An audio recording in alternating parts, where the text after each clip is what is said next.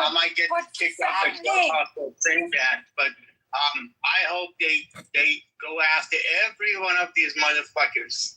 Fardin, you're speaking of a place of anger. I think you've heard me enough to know I'm not at the middle.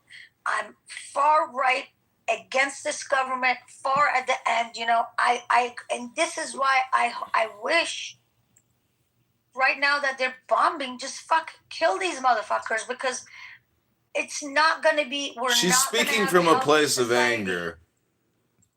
She's about to tell him not to say these things, and then she goes and says the same thing. That's a fucking civil war. But that's good. That might have to happen, Sarah. Like, nothing is perfect. Nothing is a Disney movie, you know. Like, I understand, but I don't know if it's just healthy. I don't know. I mean, that's something. You want a society that's gonna. Is it healthy to go around killing people? No, then guess what? Hello? You go out and kill. Hello? You're a human being, Harry. If you're a good person and you go out and you kill 10 people because you know they killed other people, right? But you go do it out of revenge, you're probably going to commit suicide. You're never going to be a normal person. We're not going to forget and we're not going to forgive. I'm not saying forget or forgive. I wish there was a way for people not to get their hands dirty. I wish we had a fucking military that would go and just kill all these motherfuckers. We wouldn't commit suicide. We'd be having pina coladas on a fucking beach. Trust me. Do you like pina colada? I would be playing that song, bro.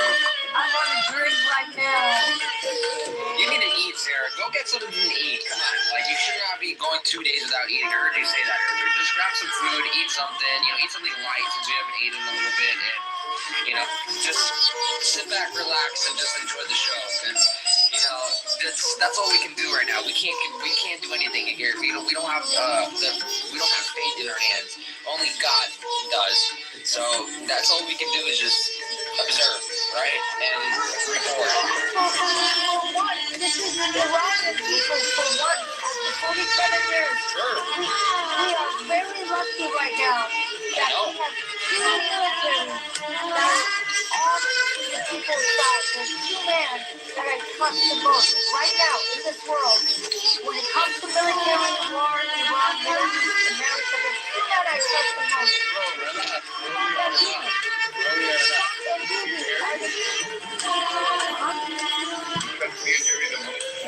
You know, so this is the luckiest moment Iranians got. This is the one time. This is the only time we have this lucky. Well, you see, Sarah, the rest of the world doesn't do shit, right? And you know what I think? I think that Dubai, UAE, you know, fucking Qatar, Bahrain, I think that they're all gonna do nothing. They're gonna sit back and they're writing all this shit on social media like they're gonna do something. They ain't gonna do shit. The only thing they're gonna do is they're gonna bend over for Daddy America, and America's gonna say you're gonna let us use your military base, and you're gonna let us use the bases to launch our planes from there, or you're gonna keep getting fucked.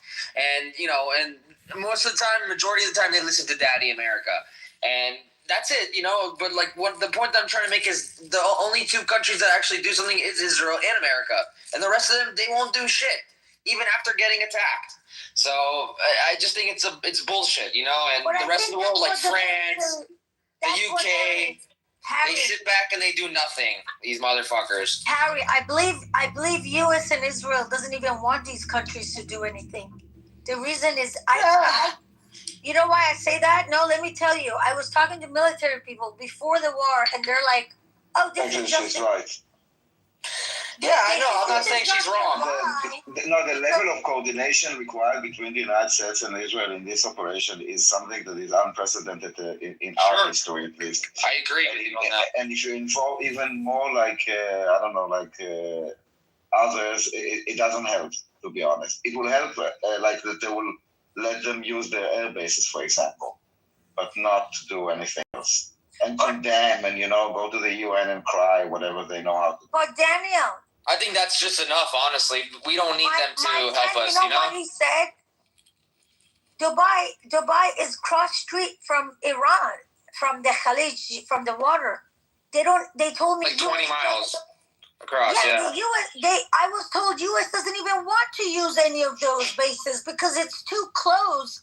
They want it to be far away, so they have time to defend when they when they launch. You know, and they don't. And you know what, Sarah? They don't need to. But the point that I was trying to make is that they could have offered that shit a long time ago, so we didn't have to get to where we're at today, right? But like sometimes people have to learn the hard way in life.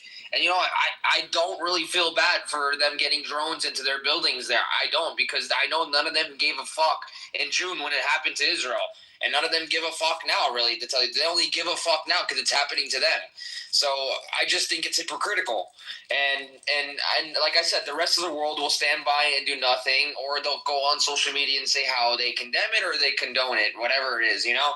So, and that's it. And, you know, fighting terrorism has to be taken into the hands of the United States and in Israel, because those are the two countries that fight terrorism the most, more than any country in the world. So... and that's it. Macron likes to get stabbed by his wife, so forget Macron. And England has been, I think England's been hijacked by Muslims. You look at all those mayors in all those big cities, like Manchester, like London, every one of them are Muslim. I don't know what's happening to England. You cannot have your England flag, and if you have England flag and try to rise in front of your house, police comes tell you you cannot do it. That's why I heard the story. I know what's going on with England. England used to be one of the most secular and most pro-West principle and values. Now it's been hijacked by Muslims and lefties. England, yeah. It's the same thing with France too. Honestly, same thing. See, Iran has hit the France building in UAE too. Wait, yeah, I saw that. Did you guys hear that France? Did you guys hear that France has already surrendered? Surrendered to. That's a good one. It's a. And just by the way, like as we're talking here this whole time in the room, there's red alerts going off in Israel this whole time. You know, so the people that are all there, you know, they have to deal with the repercussions of this shit. And how Daniel mentioned earlier, people have already died. You know, so it's not, you know, I feel for them too, because they're just trying to live their everyday life, and you know, this is the repercussions that they have to take too in order to make sure that we fight this fucking terror regime. You know, so everyone has to do their part. Is the point that I'm trying to make. Yeah, I accidentally put that emoji. I wanted to put the sad face.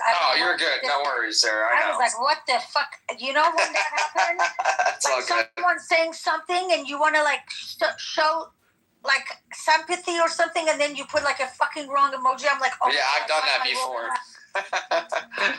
I know what you're talking or it shows up at the wrong part of the conversation. I wanted to put the sad face. I put rolling eye, Jay. I was like, oh my God. Wait, I have an announcement. New York City Mayor Mamdani mourns the loss of his spiritual leader, declares February 28th Dead Dictator Day. Did you guys hear about, okay, so it's like an Islamic scholar that came out and did a YouTube note talking about the day on Ramadan that Khomeini died, and apparently he doesn't get his 72 bits if you die on that day.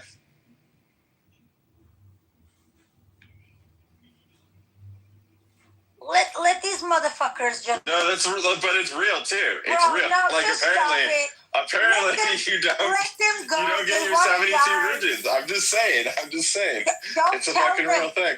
Don't tell them. They want to die. They want it. They're I don't know. Send us to Behesh. I don't believe in the 72 virgins, so it doesn't matter. But like, yeah. I don't understand why they want to have 72 virgins. I mean, I would rather have someone with experience than a virgin. Yeah, but what are you going to even do with 72 of them? Even a sex addict can't fuck 72 women. How are you going to do that? You don't want 72 people that don't know what the fuck they're doing. Give me one dirty whore and I'm happy. Exactly what I said. Well, apparently because of the day that Khomeini died, he's got his hand and that's about it. And he gets to burn in hell with his hand and that's about it. So, yeah. It's like this special day. Like, they literally assassinated him on, like, the worst day to be assassinated. where during Ramadan, if you get killed on this day, you go to hell instead of heaven, and there's nothing that Allah can do. So I think that's pretty like ironic and funny. I'm not gonna lie. He spent his entire life gearing up for war with Israel and the USA.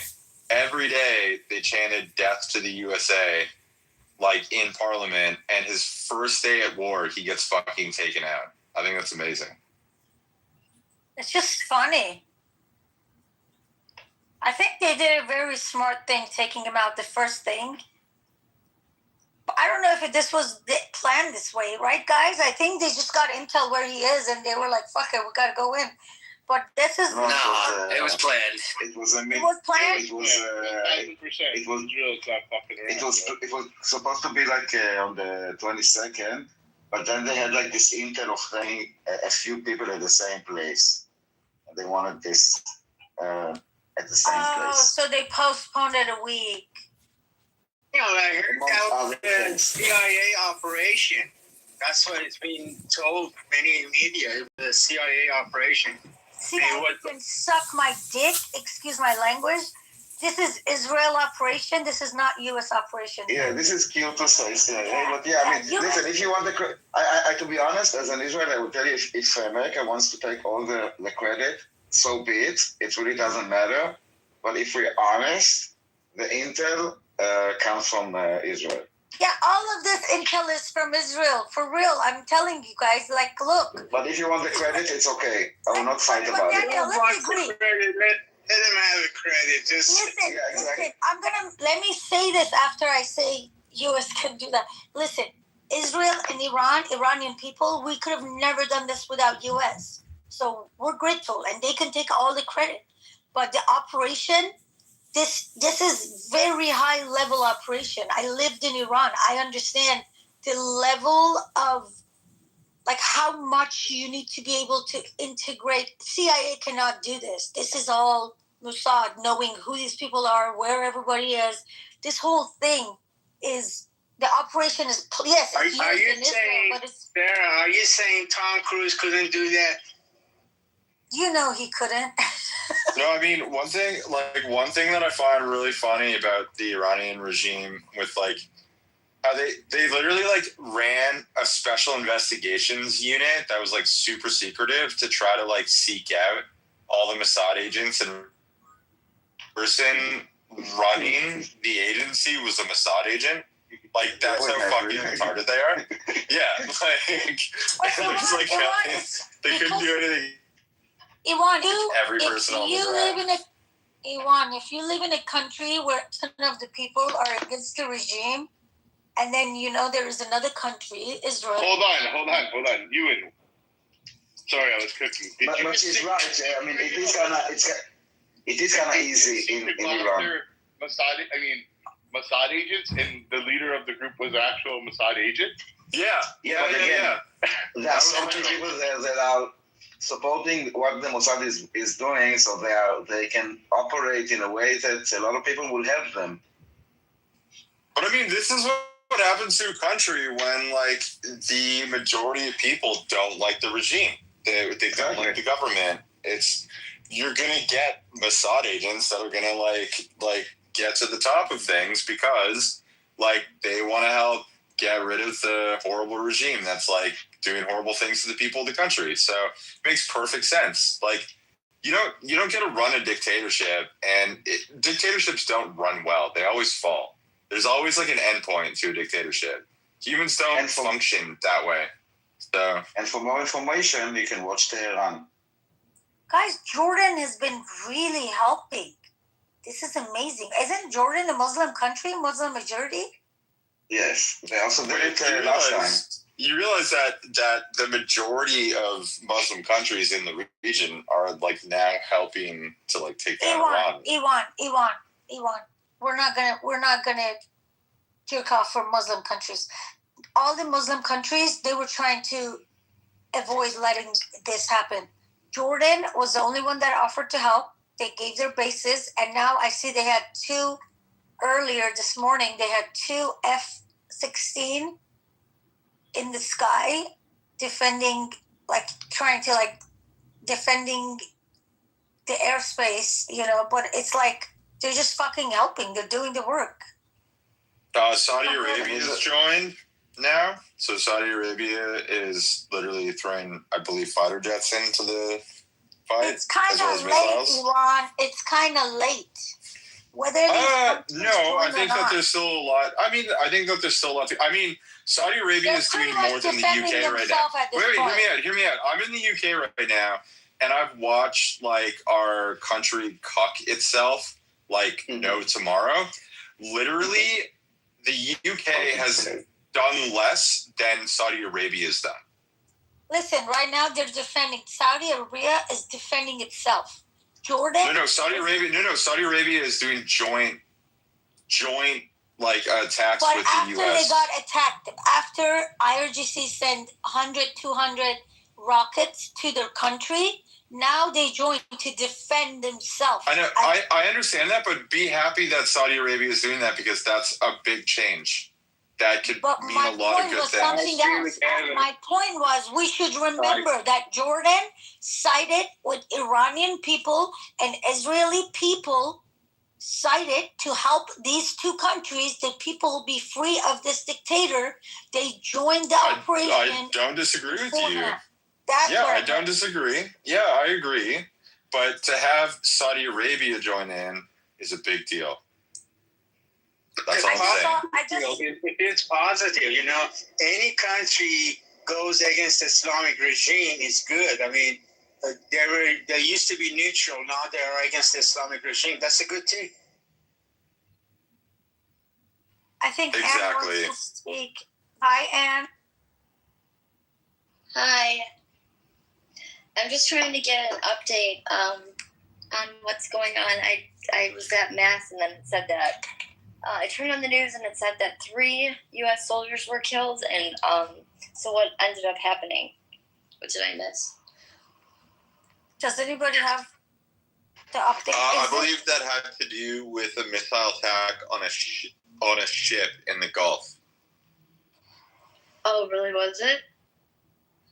Yeah, Iran has been attacking military ships in the Gulf, and basically they have their own defenses, but a missile got through and hit one of the ships. I think it's the SS Abrams that got hit.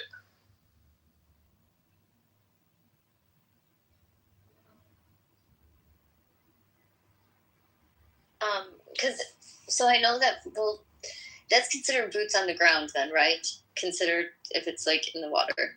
Because I didn't know that we were doing that yet.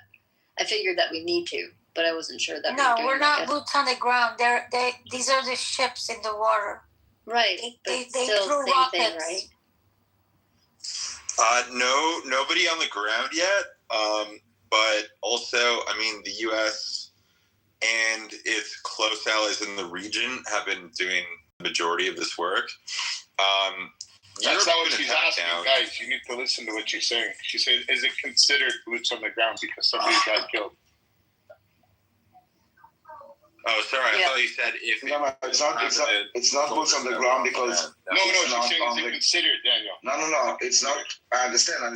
It's not. Okay. I mean, that's what they are shooting from afar. They got fired at. It's like an airplane got shot down. Doesn't hit on the ground. Mm-hmm. And so I know that the other thing. And you go first. Sorry, I know that that's like the next thing. Do you guys know like when? Why next thing? I thought that was the next plan was to put boots on the ground. Correct me if I'm wrong.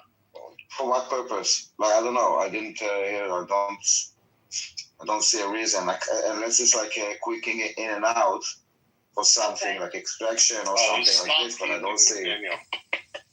Right? Like yeah, exactly. Like something with the tip, like an extraction or something, or I don't know. But I don't see a reason that they would have boots on the ground. Okay. So I just woke up and I'm following the news that I'm behind. I just got to this was at 6 a.m. ish that it says that Abraham Lincoln was attacked by 4 ballistic rockets.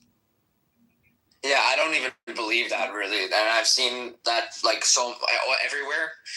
I don't believe it. I really just don't. They could barely hit the fucking Burj Khalifa, which is like the biggest. It's like a big ass target. You know, they can barely hit that. They were aiming at the Burj Khalifa. They were doing it with a drone, and the drone you program the GPS in advance where it hits. Yeah, that's exactly my point. It's precision guided, and they still can't hit a fucking Burj Khalifa, like the biggest building in the world. Well, yeah, they've been throwing missiles and drones at the Burj Khalifa for the past 2 days. I've got friends in Dubai that have been like telling me what's going on. They've heard like upwards of like 200 probably explosions, but like nothing's landed.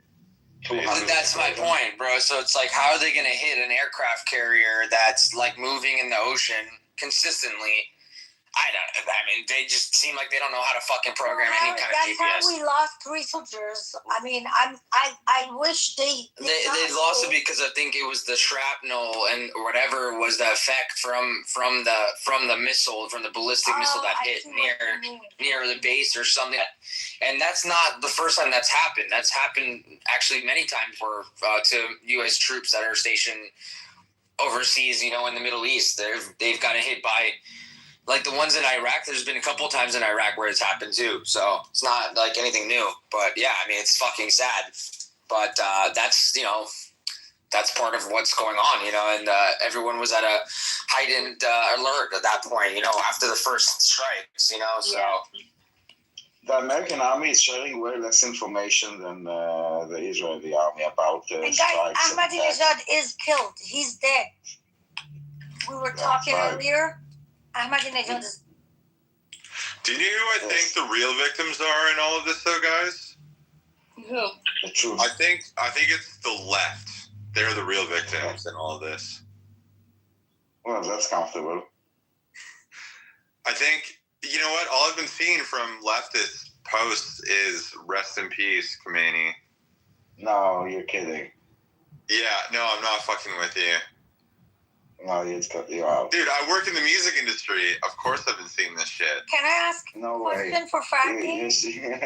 I don't believe it. Can I ask Fardin? No, he's not lying. He's probably fucking actually being honest. That's the crazy.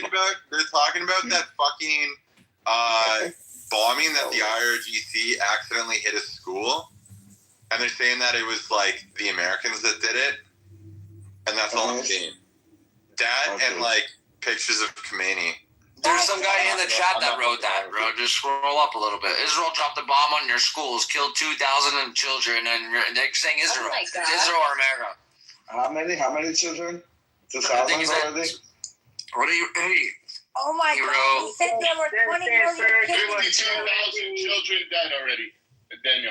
No, they say it was 70. They changed it to 120. Now they're calling it 2,000. It started with 5, by the way. The first, I think, initial report was 5, and then it kept growing and growing and growing. Hold on, Amir's room. And then they were like, "Oh shit, it was done." Hold on, guys. Amir's room just reported 200,000 children dead. 200,000. In Amir's room, it just got reported 200,000 children. Wait, somebody just 205,000 children. Guys, I So have what a is very this story? important question. Hold on, Daniel. This is very important. Guys, Fardin, who's Ali Khomeini? Khomeini? No, yeah. So the guy that killed Khomeini. The biggest son, the prominent. Who is Sayyid Ali Khomeini? I'll tell you right now. 1 second. Hassan Khomeini, the biggest son. The other one is Ali Khomeini, and there is another one. I believe there are 3 sons, but the one. Sayyid Ali Khomeini. I will tell you guys, he's gonna be the one they're gonna try to replace Khamenei with. Who is this motherfucker? I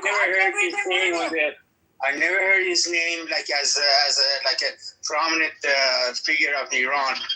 He's on Channel 6. I heard. He's on Channel 6. Here, Sarah. I heard that the new supposedly person in control Iran wants to negotiate with U.S. Yeah, but that's with Daddy Trump. That's a temporary. they have like a shura. What is shura in English? There's like 3 people running. It translates to Daddy Trump. Shura Council, you mean? Shura, yeah. That's They like say a by council of tomorrow they know who's going to like be a the leader council of of the. It's That's gonna what be they've been Sayyid told. Ali Khomeini. Watch. Don't you guys understand? Whoever's going to be the leader is going to be Trump's little bitch, right? Don't you understand that? Trump is not going to let anybody be the leader there that won't listen to what America says and what we want him to do. No, Harry. These people, they all hate Jewish people. They won't after Trump is done with them. Don't worry. Yeah, they're all gonna die. That's it. Sarah, No deal. Sarah, do you remember what happened after Hassan Nasrallah? They brought a replacement, and every replacement got fucked. So They all got killed. Don't remember the name. That's what I mean. We're gonna. Don't remember the name. It was too quick. Harry, Trump is going to take out every replacement. I said that earlier in the room. I don't know if you were in here, but I said, I'm like, whoever wants to take the replacement, It's gonna be his bitch. they have balls of steel. That's it. You have to have balls of steel, because if you don't listen to Trump, either they're gonna Maduro your ass or they're gonna fucking Khomeini your ass. It's gonna be either one. It's not gonna be fun. Mine. Oh wait, has Trump given a speech yet about killing Khomeini?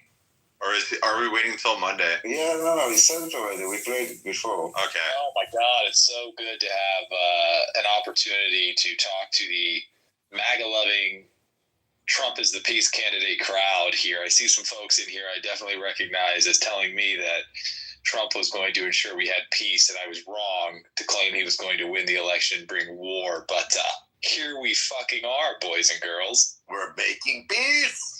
I think you're making peace right now. Are we having I think you guys are fun? doing a great job. Are we having fun? We're having a lot of fun, actually. We're having fun. It's going to be a big war. It's going to be a small war, but it could be a big war. We're going to have to do as much war as we need. But it's not even a war at all. That's the thing. Absolutely not. It's not a war. No, it's not a war. It's not a war. It's not. It's called an operation. Same thing Obama did. What's What about Obama? Was Obama's drone strikes not a war? Hold on, dude. You're Humanitarian operation. Are you upset about it? Are you think it's a bad thing? Like people are upset? I'm incredibly happy. We are happy about it. Yes, I am too. I am happy about it too. Probably his cousins are Muslim. He feels bad that the non-Muslims are winning in this world. Everything he believed in his life is now coming crushing down. No, he's just a leftist, bro. He's not a Muslim. Winning. Again, this is like, you know, like, it's like taking a knife in their hearts and like turning it slowly. I would actually. You know what I mean? This is hilarious how they do it again.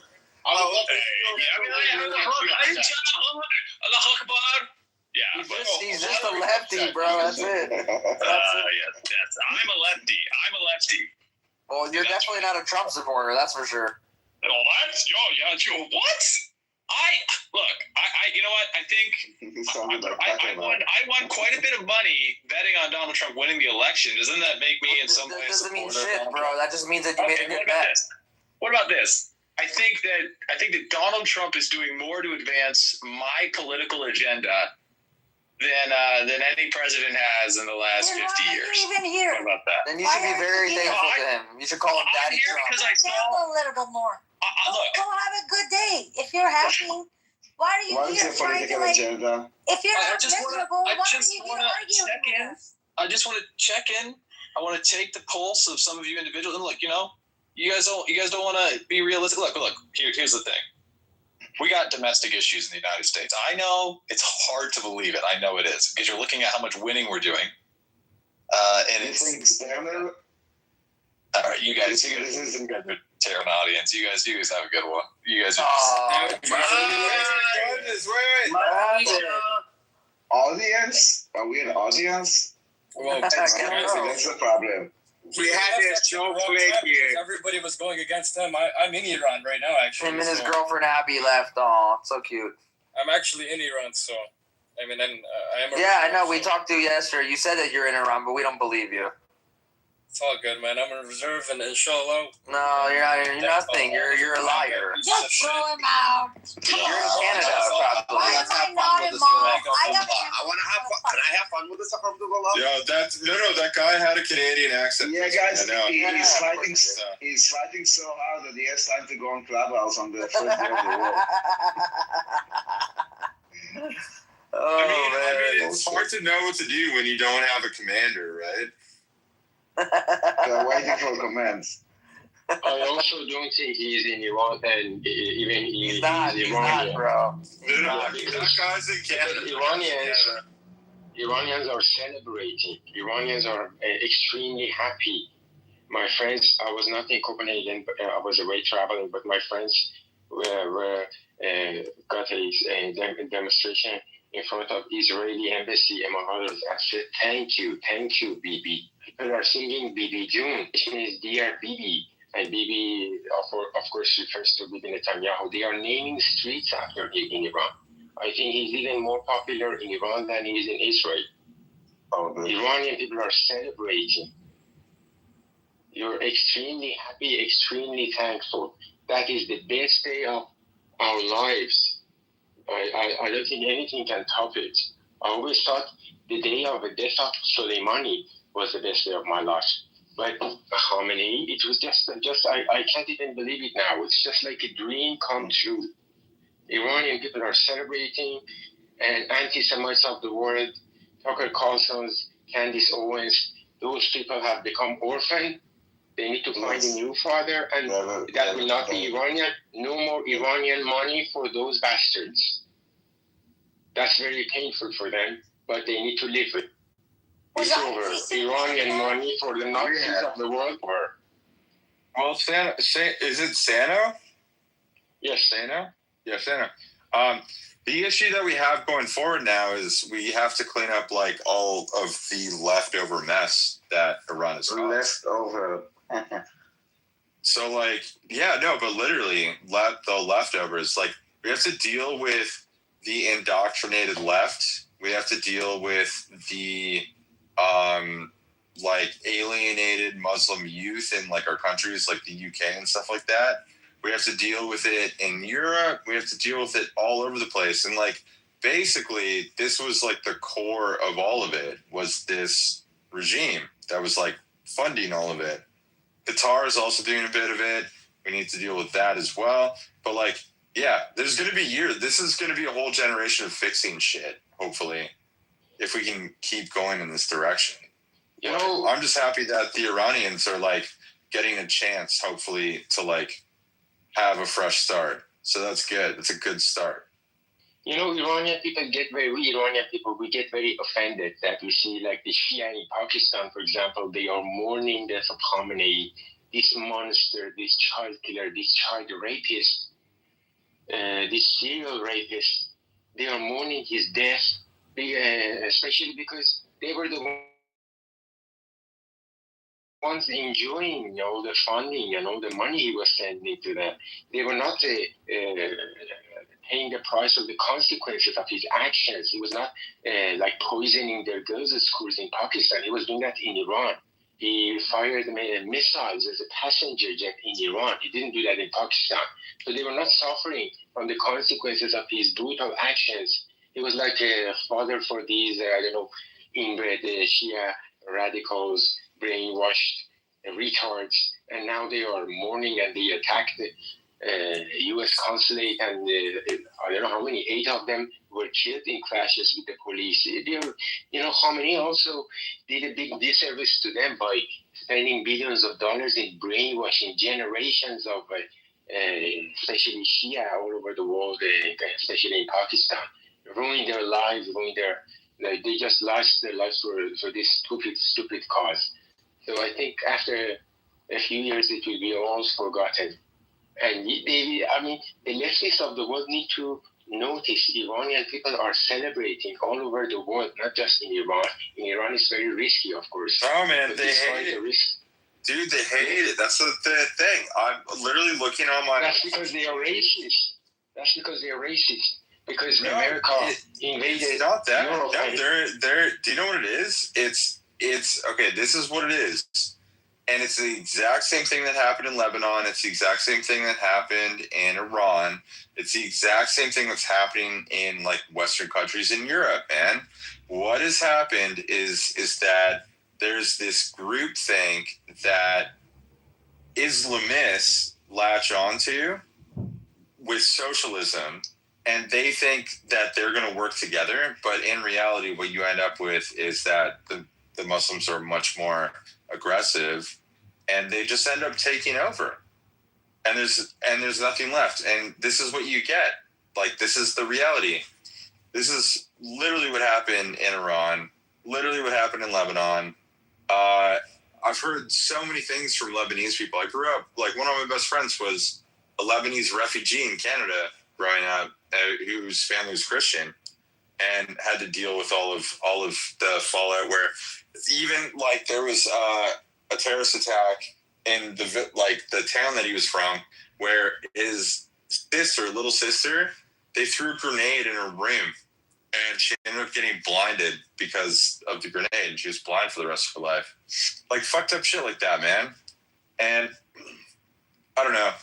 The way that I look at it is that the next thing that we need to focus on is these leftists. We can't fucking let them get away with, like, slithering away after they lose all their power, because they're not being funded by literally the Ayatollah anymore. We need to find out who was, like, you know, funding this stuff, brainwashing our kids in, like, universities in the West, turning them into these insane fucking socialists that are literally siding with a psycho rapist, like, dictator, and making sure that they don't get any more social power in the West. And we're almost there. We just need a few more steps, you know? You know, what I always tell these people is that a lot of them think brown people do not deserve freedom, do not deserve democracy. Because when American and allies invaded Europe and liberated Europe, among others France and Germany, from Nazism, that was a good thing. Foreign intervention was a good thing. When they liberated Japan from Hirohito's dictatorship, brutal dictatorship of imperial Japan, that was a good thing. Japan has ever since been a fledgling, prospering democracy. But Iranian people don't deserve that. Suddenly, foreign intervention is not good, because they think Iranian lives don't matter, because they think our lives are cheap. Let Khamenei massacre us. Let Khamenei and his Shia brutal terrorists from Hashda Shabi, from Zainabiyun, Fatimiyun, from Pakistan, Afghanistan. He brought over Shia from all these countries to massacre Iranian people just a couple of months ago. Our lives don't matter. It doesn't matter. Let them do that. They just deserve it. They're brown people. They don't need to have democracy. But yeah, it's because they are. A lot of them are just racist, and they think brown people like us Iranians, we can't have, like, democracy and prosperity and have it live in peace and enjoy human rights and women's rights. Can I say something? I've met a lot of Iranians in Canada, and, like, I would say the majority of them want the downfall of, you know, the Iranian, like, the IRGC, 100%. But it's scary because there's a few of them that I know that actually defend the IRGC but they're also part of, like, hardcore leftist circles. That's, like, what I'm talking about. To me, and this is where I think that everybody's wired differently, I actually think that a lot of Western leftists actually look at race and generalize. So if they think that you're brown, they think of you a certain way. The way that I think is that you're an individual, and I'm going to treat you as an individual. I don't treat anybody differently based on race. I'm friendly with everyone, and I give everybody a 50-50 chance at the beginning when I meet them. I think that's, like, the best way to go about life. I think it's like, can you let the other guy speak, bro? Just so someone's trying to speak. Yeah, he was trying. I couldn't hear. Sorry, it's okay. It's okay, bro. Go ahead, man. Yeah. First of all, I want to say hi to Rashad. He's the one keeping the freedom light on. But as far as everyone talking about socialist Islam, that's the misunderstanding. The leftists, they think Islam is more pro, regular people, and they have more justice as far as like a socialist justice. That's what always Islam and communism, socialism, as far as talk about the old kind of socialism, because I believe there is a new kind of socialism. You have some social benefit in the United States. I mean, like healthcare for poor people, or retirement, or kindergarten, programs and stuff. But as far as this combination, it's always been Islam and communism. And do you know who's paying for this all Palestinian, marches and stuff? Islamic regime. It's been recorded many times.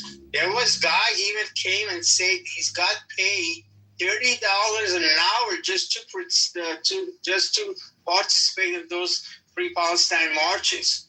And I just want to say, always Islamic regime, and I could say some Islamic foundation or charities always supporting socialism and leftists in the United States or in Europe. Be recorded. That's because they share a similar framework. When you look at communism and you look at Islam, maybe at first glance you're like, one is atheist, the other is like super theist, but they share a common backbone, if I should say. Like Ewan just told us about the common points, but you have to think that in those two movements, people are dreaming of a golden age where they can really get rid of what is evil by just transforming society and having like an apocalyptic mind, and they just they just share so many things in depth. When you look inside, they just work in synergy. So this is a form of delusion and collective delusion that just draw people into like crazy scenarios where they start to dehumanize anyone who disagrees with them, because they are on a divine mission. The communists have this supreme principle that they have to apply to just purify this world from inequality, and the Muslims have this delusion of making the whole world Muslim. So, and in both scenarios, the group worships itself. Like you can maybe think that Islam is a monotheistic religion, but the Ummah is what is central. Same for the Communist Party. It's and you just examine them. They live in a parallel universe where their mission is everything, and so those two mindsets combines very well, and people don't even change. Like they can swing from communism to Islamism very easily.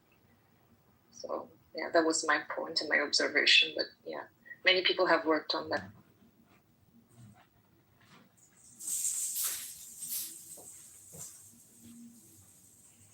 No, but that's what I'm saying, is that what we need to call out is not only the people that are just supporting the IRGC directly, but especially in Western countries. And you even have like people calling out in the UK saying this was illegal, this shouldn't have happened. And these are people in parties that literally have open Islamists that are MPs in office now. It's crazy. I can't believe like what I'm seeing in the UK, but it's starting to happen in the US too. You guys have to worry about this stuff. It's going to become a reality very soon for you. Yeah. Like it's really going to be something that you have to give up certain amounts of principles that you currently hold, where you have this everybody is welcome, everybody's valued equally. But you're going to have to start saying things like, well, except for, and that's going to be a really difficult decision to make.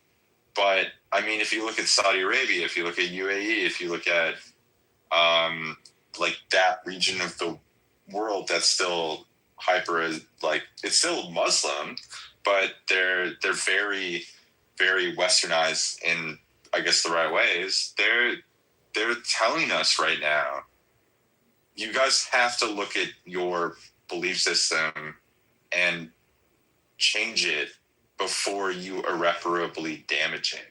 Well, and so I don't think it's like having to drop, like, I know what you're saying, like how liberals think, like, principally that it's wrong, but like God gave us the gift of discernment and not ignorance, right?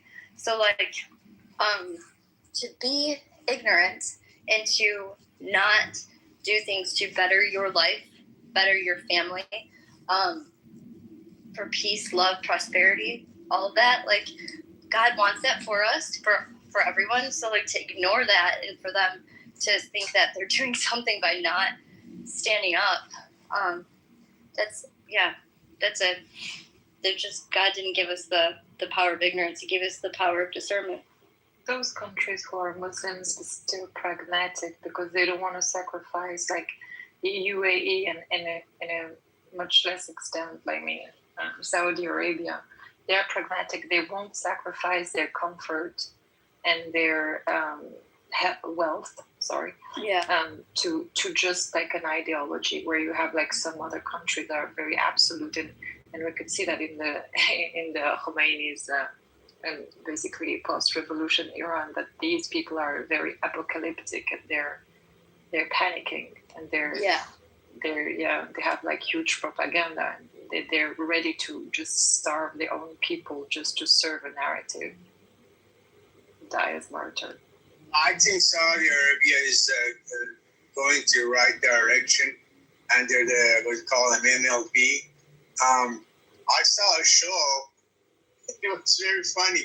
Jennifer Lopez was in Medina or Makkah. He had a show and he used the Islamic what do you call them, picture, like a structure of the Kaaba, which is the holiest structure for Muslim, for her show. I mean, they're trying to make a separation from the religion and the power, the government. And I think Saudi Arabia, I'm not going to here defend Saudi Arabia, but I think every country is supposed to defend their interests. But as far as Saudi Arabia, I think they're going to the right direction under the new prince. And I think it's going to be an example for other Arab Gulf. So I'm happy with Saudi Arabia. I think after the topple of the regime, I think Iranian, even they have a different ideology or different culture and stuff, they could be friends with the Saudi Arabia, Emirates, Oman, UAE. I don't see no reason, but Saudi Arabia is doing what it's supposed to do. I mean, going to the right direction, investing billions and billions of dollars just to make it different country. It could be kind of Western country, maybe 10, 20 years. You never know. Yeah, I also think the Crown Prince bin Salman, Mohammed bin Salman, or MBS of the Crown, he's doing a great job opening up the country to the world and to freedom and civilization. They are making peace with Israel, Abraham Accords. They're doing a great job for a very conservative country. He's opening it up to the world. He's a role model, I think. He has made some mistakes also when he was young with Khashoggi. Of course, Khashoggi was a radical, dangerous person, but to eliminate him in that manner was not the best choice. He has made mistakes, but now he's doing a lot of good things. Like, my thoughts on the whole changeover with the Middle East and the way things are moving, like, just worldwide, is that technology is actually kind of taking a hold in politics. I think that you see things going on in the world where the smart Middle Eastern countries are picking up on it, and they're like, oh, okay, well, this makes sense for us to move in this direction. And it would be like, UAE, Saudi Arabia, and you see them becoming obviously increasingly technologically advanced very quickly. But then you look at China, and China is becoming very technologically advanced very quickly. And obviously the U.S. is like at the forefront of it. You see stuff starting to happen in South America. What I'm seeing is sort of a switchover of like focuses on countries. Like you look at, and believe it or not, I know this sounds crazy because you have Trump as president right now, but the U.S. is actually becoming, believe it or not, like more towards socialist ideals. But it's because the technology is making that happen. You're kind of forced into it. Whereas China, and this includes the West too. This includes like the UK and the rest of Europe. But you look at China, and China is actually, and they're becoming a hyper-capitalistic country, and they've actually like grown a gigantic middle class within their economy, right? And so you actually have these countries that are in many ways starting to match up with each other. There's obviously ideological differences, but economically they're starting to look more uniform. And I think a lot of the reason why is because of like our current rate of technology where everything is moving. And I think that most of the countries in the Middle East are looking at that and being like, well, we want to be living in that ideal direction as well. And so that's why you have the Abrahamic Accords. But then at the same time, you have these leftovers from the 20th century from literally the Cold War that still exists. And Iran is one of them. And I think that you can't really allow these things to continue existing for long. I mean, this is why I think that Trump went after Venezuela, because he wanted like South America to start catching up to what is going on in the rest of the world with technology. With Venezuela holding, the maximum amount of oil, they could enrich the United States, but also enrich like the rest of South America and detract from this movement. Well, you look at Iran. Iran is another Cold War country, basically, that is outdated. And you have ended up with like a situation where Iran, again, needs to fall because it's a Cold War country that doesn't need to exist. North Korea is probably on the chopping block, and then Cuba. So, I mean, after that, I think you have a pretty modern world going forward. And there's just these like weird hermit kingdoms that continue to exist and cause problems. That's good. Go ahead. No, I just said dinosaurs, but that's his. Yeah, I want to say two words: being patriotic and religion, like being Christian. Don't you think those two things would stop leftists in the United States? I mean, we know leftist ideology is against religion, or especially Christianity, and also against being patriotic. Don't you think those things would stop left ideology in the United States? I think that the leftists actually already had their revolution. I think that it happened back in around like 2014, 2015. But building up like for about 5 years before then, so about 2010, the left has already had the revolution. I think it's burnt out. I think that what's going on, I don't even think it's right wing. I think that a lot of people have disassociated from the left-right sort of way of thinking about things. And I think that people are really focused more on like whether like making like money is a big thing, but also there's new systems of power that are coming into play that we have yet to realize, but you can kind of see like them start to happen. I mean, AI is obviously playing a role, but I'm not even talking about AI as like the main thing. I don't think AI is going to take over in the way that we think it is. I just think that technology in general is going to leave the world in a very weird, desolate place if we don't do it properly. And I think the U.S. is kind of doing it properly. I think that bringing manufacturing back to the U.S., where those jobs can eventually be taken over by AI robots and stuff like that, is a good thing. Moving away from globalization and securing your country is a good thing. And that's like the right way to move about things based on the way that the technology is working. But your own country has to be creating technology for that to exist. You can't just like be allowing another country to run your government systems, which, like the UK, for example, that's been the case in point for way too long. But I mean, in the US, for example, using like, what is it? Eastern European voting machines is like the fucking stupidest thing I've ever seen in my life. Like, I can't believe that there's been. So I think like where we're getting to, the point that we're getting to is a point in place where people are starting to see the facade that's been put up in front of us for many, many years. And we're going like, yeah, just tear it down. I don't care anymore. I don't care. Like, fuck off, you know?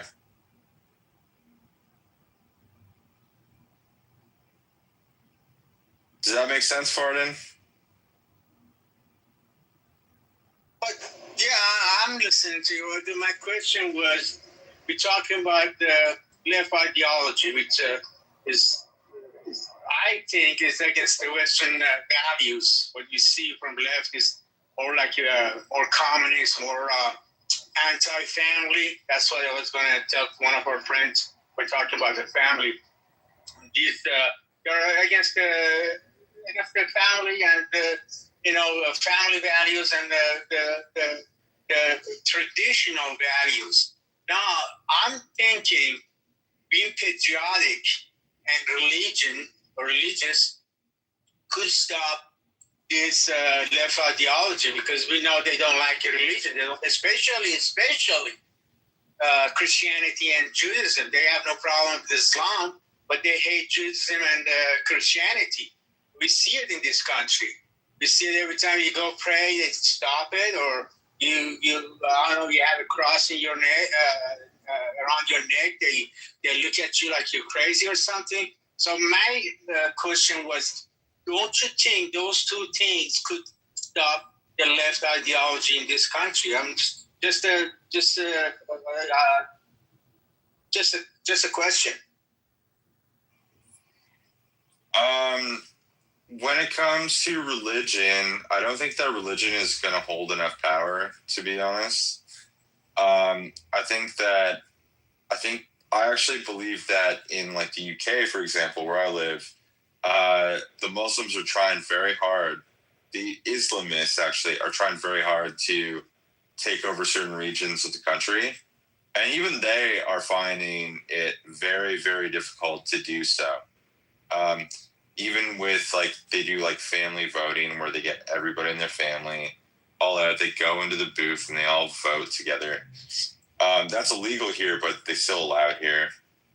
I mean, the way that I see it is that there's going to be a lot of wake-up calls in Western countries in the next 10 years. It's going to eventually happen where a lot of people are going to go back to their countries of origin.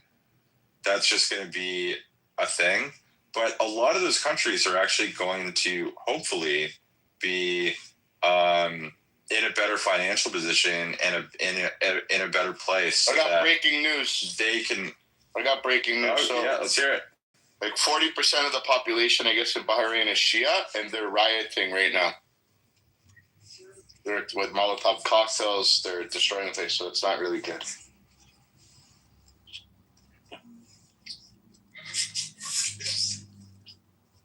I think 15 years ago, Bibi happened, and they got screwed up. And I believe for sure that's the Iranians' hand, Islamic regime hands, and that kind of riots or whatever they call it. Did you say Bahrain? Yes. Such a small country, though. It's still. you get the copycat award. You know what I mean? People start following the leader and doing dumb shit, and then it becomes a big problem in the whole region. I'll see what happens in Qatar. Serge, what's going on, bro? Welcome. Had a great room today. There were 80 people here at one point. Yo, guys. What's up, brother? How are you? Oh, I'm good. Which group you are talking about? Like you have today, like room? This room. Yeah, we had a big packed room. I think a lot of people came to see her. They wanted to hear her sing. Yeah. And what it was like? People celebrated, or there was some jihadi? There was everything. We always attract all the retards and the good people. As usual. That's okay. Yeah, I just yesterday also just met some Pakistani people and good people also. Oh, in Amir's room, they're pissed right now. No. Amir, I just... No, I know. I just went in there. They're so upset in there right now. They're angry. They're so angry. They feel they lost a child. But it's very good because, every time in this situation, like it was in the 12-day war and right now, I just come into the room sometimes. It's needed to go into Amir's room because to say, like, Habibi, how's your feeling today? Because why you feel so bad? Why you nervous? You losing like in a song, like losing my religion. Yeah, you lose another country. And losing my religion. My religion, yeah. Yo, Serge, what country are you from? I'm from? Yeah. I'm from Israel. I'm Israel Chai. Okay. But what's wrong? Why are you asking me? No, nothing wrong. Just wondering. Okay. Originally, I was born in Russia and lived for a long time in Russia. And also just... Yeah, your accent was giving more like Slavic vibes. Of course. Yeah. Yeah, and Habibis, like low-grade Habibis like Amir, of course, are very nervous these days, and it's brilliant. It makes me like my feeling is much better when I see like they are so disappointed. Right now, I just like it's something brilliant. But but now it's war, and today like in Israel also there was a tragedy, and I hope that near days will destroy all the capabilities inside Iran.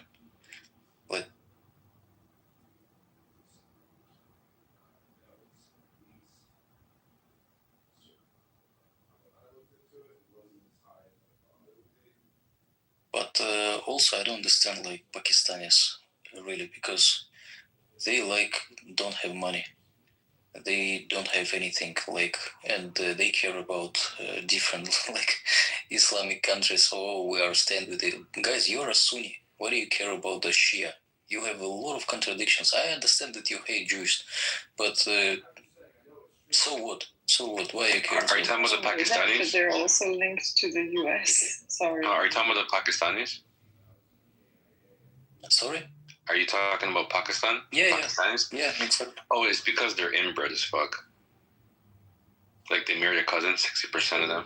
They're kind of inbred, so they're kind of like retarded. Probably the most retarded country on the planet. I'm not even joking. This is a serious stat, guys. And that was a country designed on Islam. Islam was their founding aspect.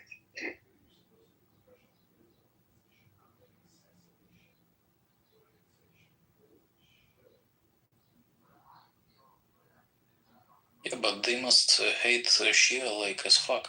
I don't know why they care, because it's I don't know, because real in Pakistan, maybe in Afghanistan also, there is like the biggest amount of haters, like maybe bigger than in Egypt. That's why I just every Pakistani you meet. That's the second country in numbers of Shia after Iran. Ah, really? 15% of the population is Shia. Okay, I got it. Maybe because of this. Okay, I got it.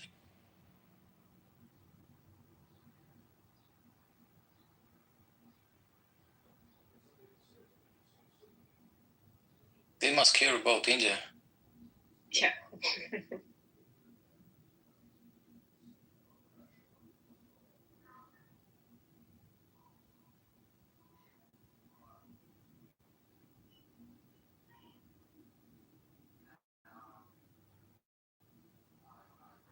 Maybe someday they will like convert to Buddhism. It will be better. Or Jainism. That's good.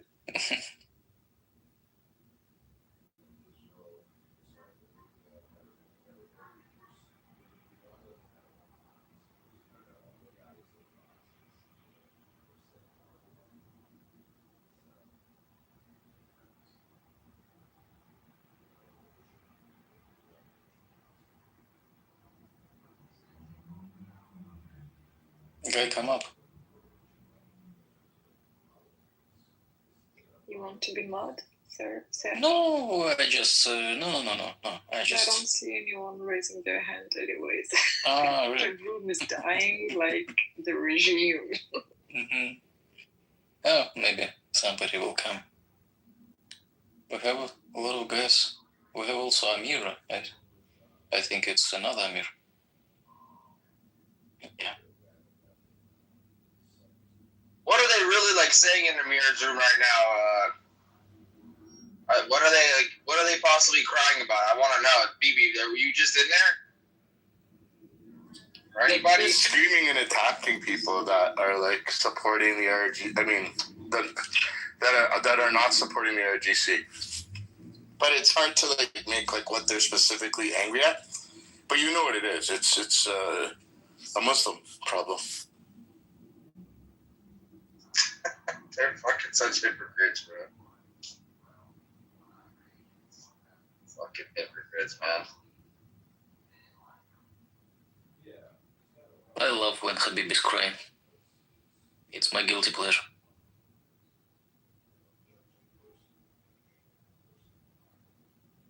Oh, I love it also. And then they'll try to act like they're winning at the same time. Like, pick one. Are you a victim or you guys are the winners? Which one is it? They did the same shit during the whole thing in Gaza. Yeah. We're winning. We're getting all the Israel committing genocide. Oh, like, but dude, it doesn't even make sense what you're saying. So, like, how can you be winning and the victim in a genocide? It just doesn't make sense.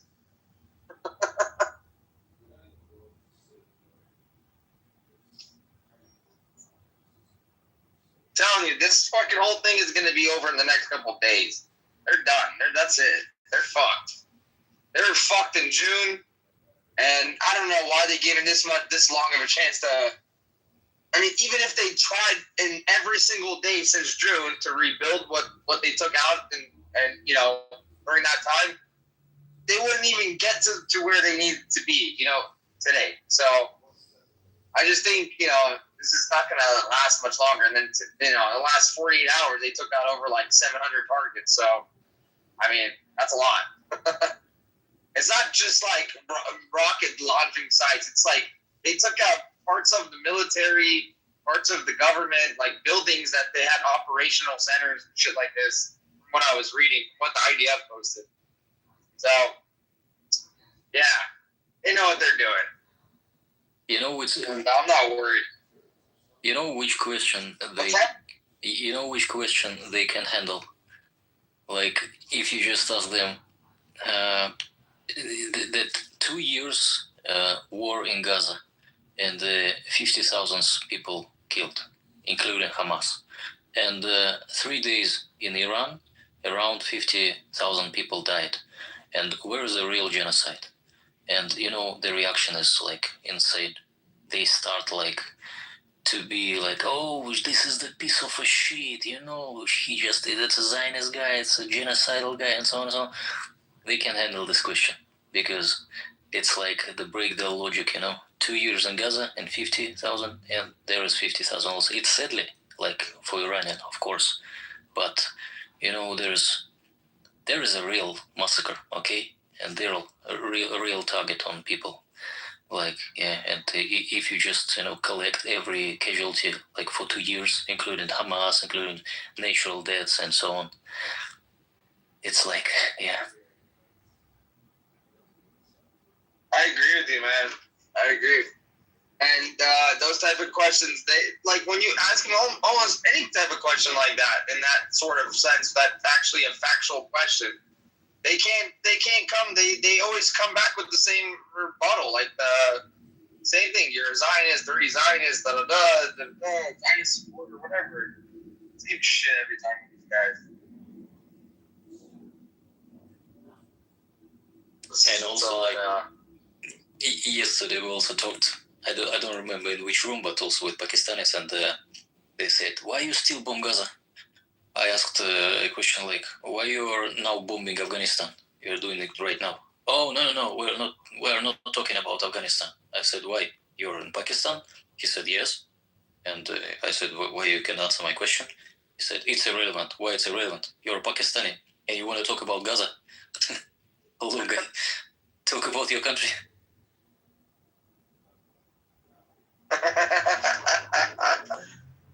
So stupid, bro. Isn't Amir Pakistani? I don't know why he's not talking about what's going on in Pakistan right now. Why is he not talking about I don't know if he's Pakistani, but he starts to be very angry when you ask this question. Like, a simple question. Amir, are you Pakistani? "Oh, you're a piece of a shit," and so on and so on. Yeah, he's been all over the world. He was Pakistan, he lived in Saudi Arabia, Canada, the United States. Look, maybe he'll settle down one day. I think he gets keep on getting kicked out.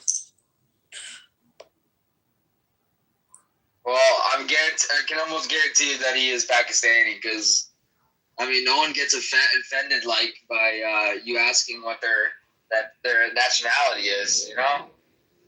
Usually you'd be proud about it. You'd be like, "Yeah, I'm fucking Pakistani." But I don't know. Something's up with that guy. He blocked me on my other account, but this account doesn't have me blocked yet. So I feel like if I go to his room, he'll block me right away. I'll recognize the name if you go in his room. Of course, he hates me because I used to I would give him no mercy. I would show him no mercy. So Are you in your car, Harry? Yeah, I am. Probably hear an echo, right? No, just you sound a little bit different, so I was just wondering. You don't hear an echo? A little bit. It just sounds like a car. It doesn't sound like your normal voice. It was just, I kind of guess things. Yeah, but it's good. There you go. You're fine. You're good. There you go. Echo, what am I doing right now? See if you can guess. Does it involve your left hand? Sounds like you're smoking a bong. I have no idea what that sound was. Sounds like you're squeezing mayonnaise from the bottle onto the sandwich.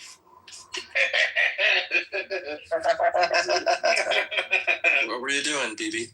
I was jerking off, bro. Thinking of you. So I was saying the left hand. Oh my god! But I don't do it with my left hand. It's my right hand. Oh, you switch it up. Use your right hand. Yeah. Of the stranger. The stranger. What the fuck? Yeah. So you sit on your hand till it goes numb. Oh my god. Then you use the other hand.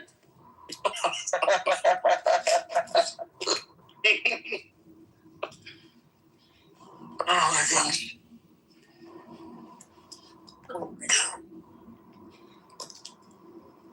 No, I'm actually making pizza. It's fresh pizza.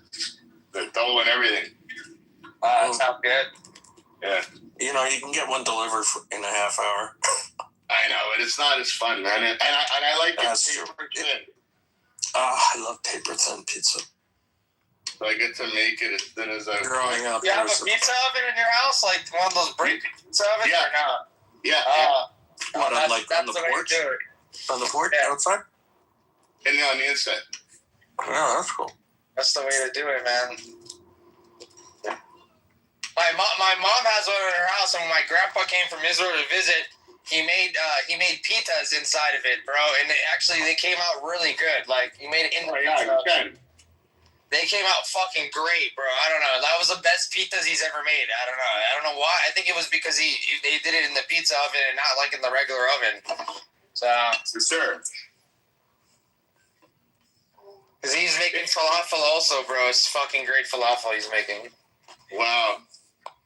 Have you made falafel at home before? You should try it, bro. No, I make shawarma though. Believe it or not. Oh, that's also good to make at home.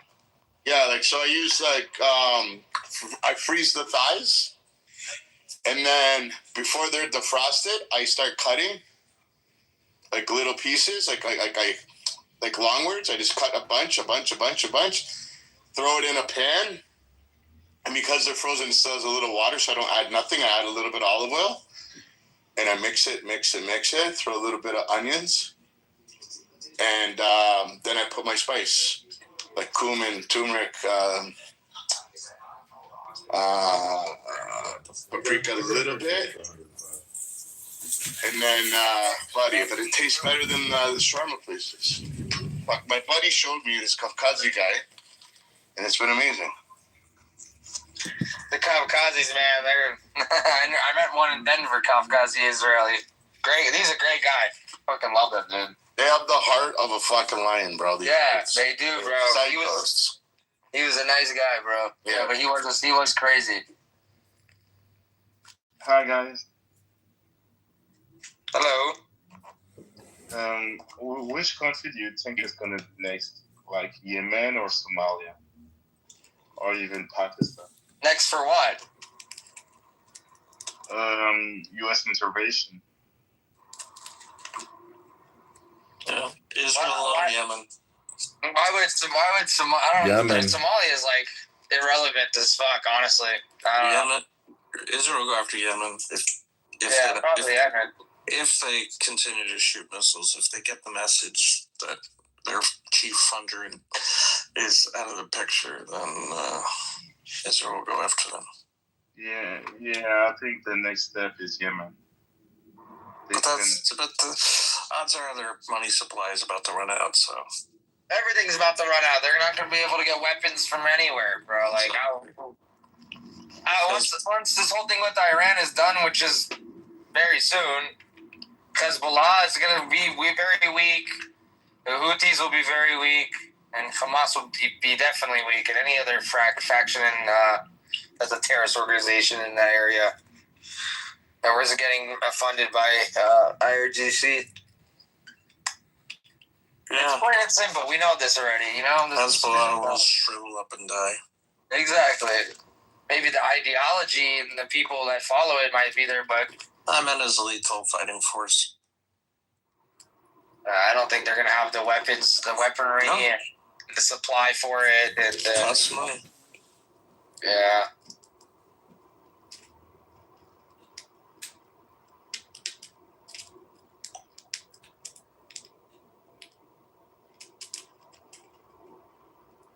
Like the real question is will the Persian people do fucking anything there once this is once the targets are taken out? You know, will something significant happen on the ground, because shit needs to happen on the ground. You can't do everything from the air.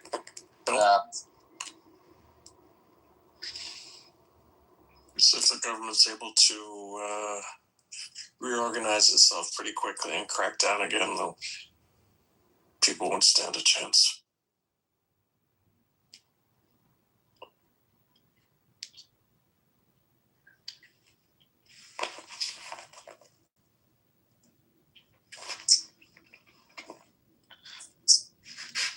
They could have killed his ass in fucking June, honestly. I don't know why they just waited this long. I don't know why they gave this. Apparently they pulled a trick and they killed it. Got them to all meet together again. Like, why did they fall for this shit? Just use Zoom. I believe so that. Fun. I don't know. It was reading up in a couple different news sources. Who knows? Is working for Israel. Like they were like, I think there were 7 or 8. One of them was probably leaking information. I'm sure there was something like that, and that's why they decided to today, or yesterday, whatever, 2 days ago, to do it. But they had the same information in June is the point that I was trying to make, because even Trump said that. He said we could have, we knew exactly where he was at, and we could have taken him out. And they decided not to do it. I don't know why, but...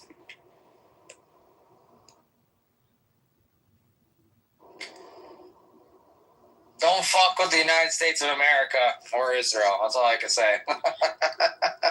Did you hear that guy? Were you here last night when... you had for so long... The Obama administration was giving them fucking money to fund their nuclear fucking program. Like, I never keep building your fucking nuclear program. Like, I just don't understand. And then now we actually do something about it. And then you have these retarded Americans that come in here saying that we're dragging America into a war. Like, I just don't understand people. They're just so fucking retarded, man. I've never seen a president like Donald Trump. Yeah, me either. I'm proud to have him as my president. It feels like what is showing, like, he's showing us something that we never seen. Like, he captured and killed two presidents in less than how much? In less than 3 months? Like, this is unheard of. No, this is unheard of. It just shows the world, don't fuck with America, because America has a long arm and it can reach anywhere in the world. Because, like, you can capture president during the space of a couple years. I never seen, like, two presidents, like, capture in like 3 months. And Yemen is probably... I don't think anybody... Historical moment, this Trump will go down as the greatest president in the United States history, no matter how many haters he has. And having haters actually makes you even more of a great president, I think, so, because people only hate on success. That's what people hate on, if you've realized that, right? People hate on success.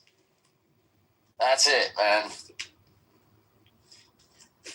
And Trump is very successful.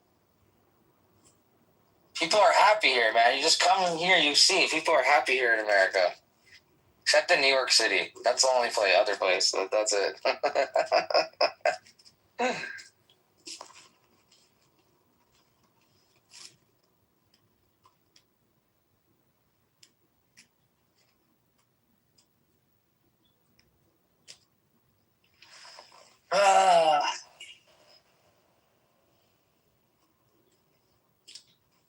I'm happy that my tax money is going to these rockets to the military, or my strong and mighty military, to fight the IRGC. I'm very happy.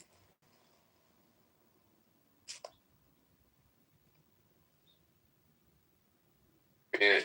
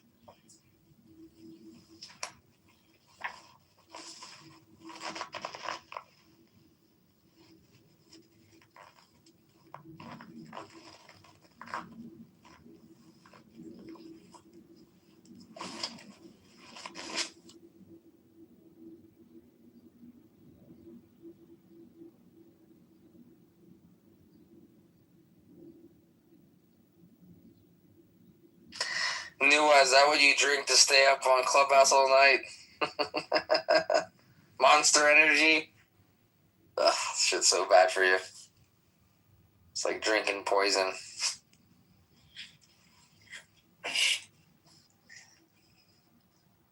I haven't seen her in a while.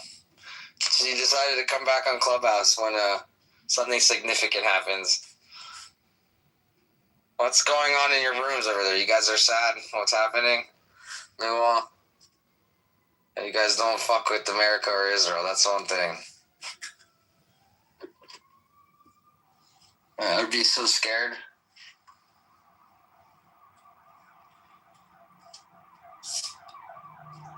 Why do you think Saudi Arabia, they make such a grand entrance when Trump comes there? Have you seen? I have to find the video. I'll find the video and put it here for you guys to see. But when Trump comes to Saudi, man, they treat him like a king.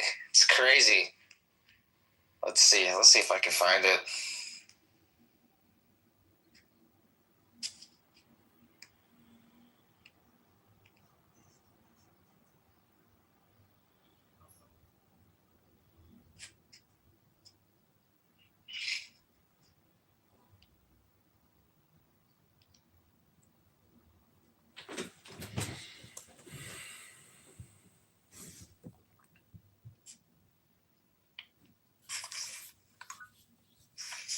Sorry, somebody.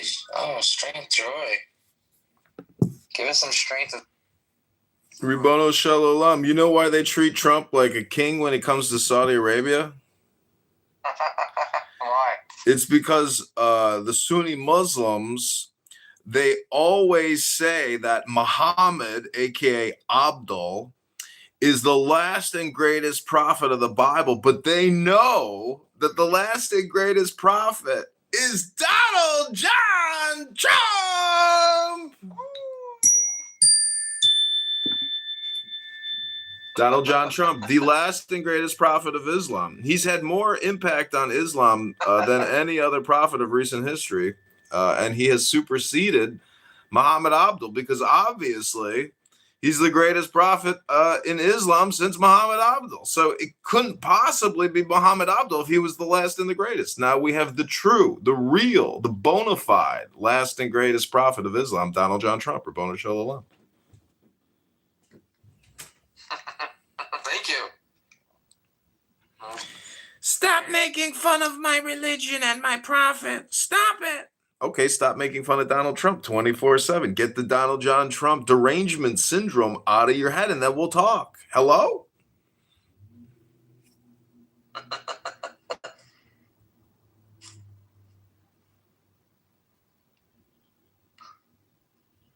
Hello?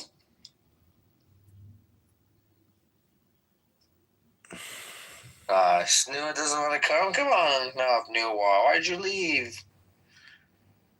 We needed a British Moroccan to tell us all about the Middle East.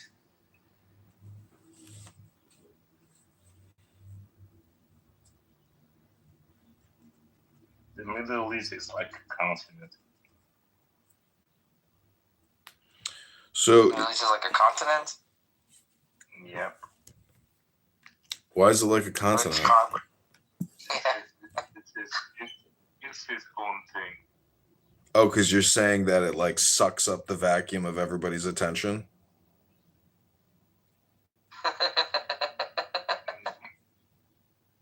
Yes, that's what he's saying. Yeah. Because nobody sits here and thinks about all the horrible things that go on in Africa every single day throughout that entire continent, right? Like, you know why? It's because nobody cares about Africa. But people care about the Holy Land, or they care about, this thing called the Middle East. You know why? Because of all that sweet light crude that comes out of the oil that just bubbles up. That beautiful, sticky substance.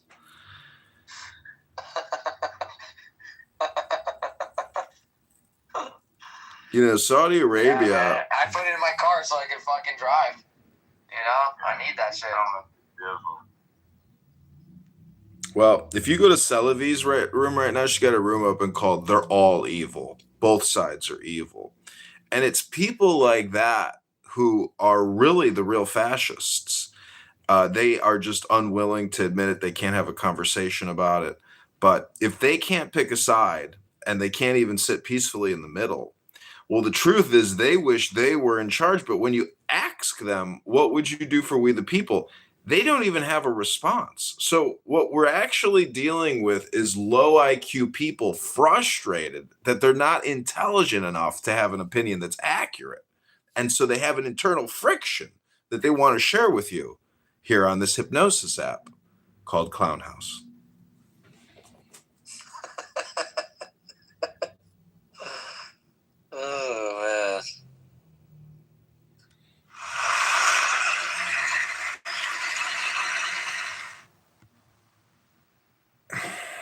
This is a masterclass in hypnosis propaganda put on by Amir and Selavi. You know, she screamed at me, how dare you use my voice and my image without my express written permission? I'll kill you. And I was like, Jesus, take it easy, Selavi. You sound like a fascist. You sound violent. I didn't give you fucking permission to use my fucking image. I did not consent to this. Well, Selavi, you're in a public space all the time, nonstop. I mean, you know, have a little compassion on the content creators. Some of us are trying to be productive capitalists over here and turn you into a product. Rabbono Shalom. Bro, I think I have an account where she said she's a public figure. So that's out the window. Listen, anybody on here is a public figure. If you think that somehow your consent is required not to be recorded, well, grow up. You know, I hate to break the bad news to you, but you are in a public space.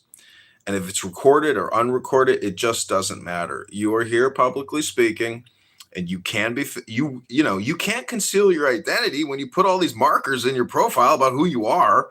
So, you know, grow up. Like, the thing is, they're unwilling to admit that they actually want to be surprised, because that's what everybody likes, is the surprise. You know, like, oh, like, maybe not all the way, but I'm just saying that there's a lot of immature people who, you know, demand that their opinion is the accepted opinion, and it's ridiculous. You know, grow up.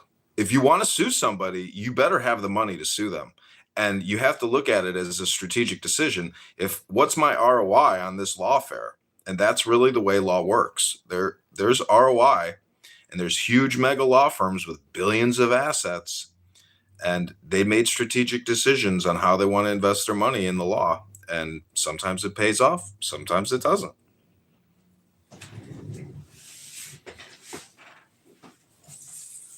Interesting. Hey, Bibi, what I missed? Well, bro, you weren't here? You missed a huge fight, man. John Kitover jumped through the screen, punched out a fucking guy. The police came, ambulance, they took somebody away. It was like a brawl in there. Damn. Other than that, my son got in a fist fight with a duck, and I got 2 pet ducks. And I know. I've seen the pictures.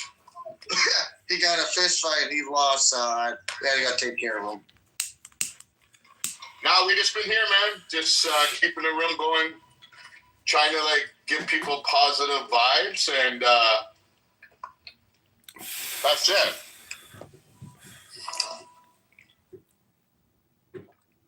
You know, the greatest news about this whole event and this whole, you know, battle and war is that we have firmly confirmed one thing in the Islamic faith for both Sunnis and Shias.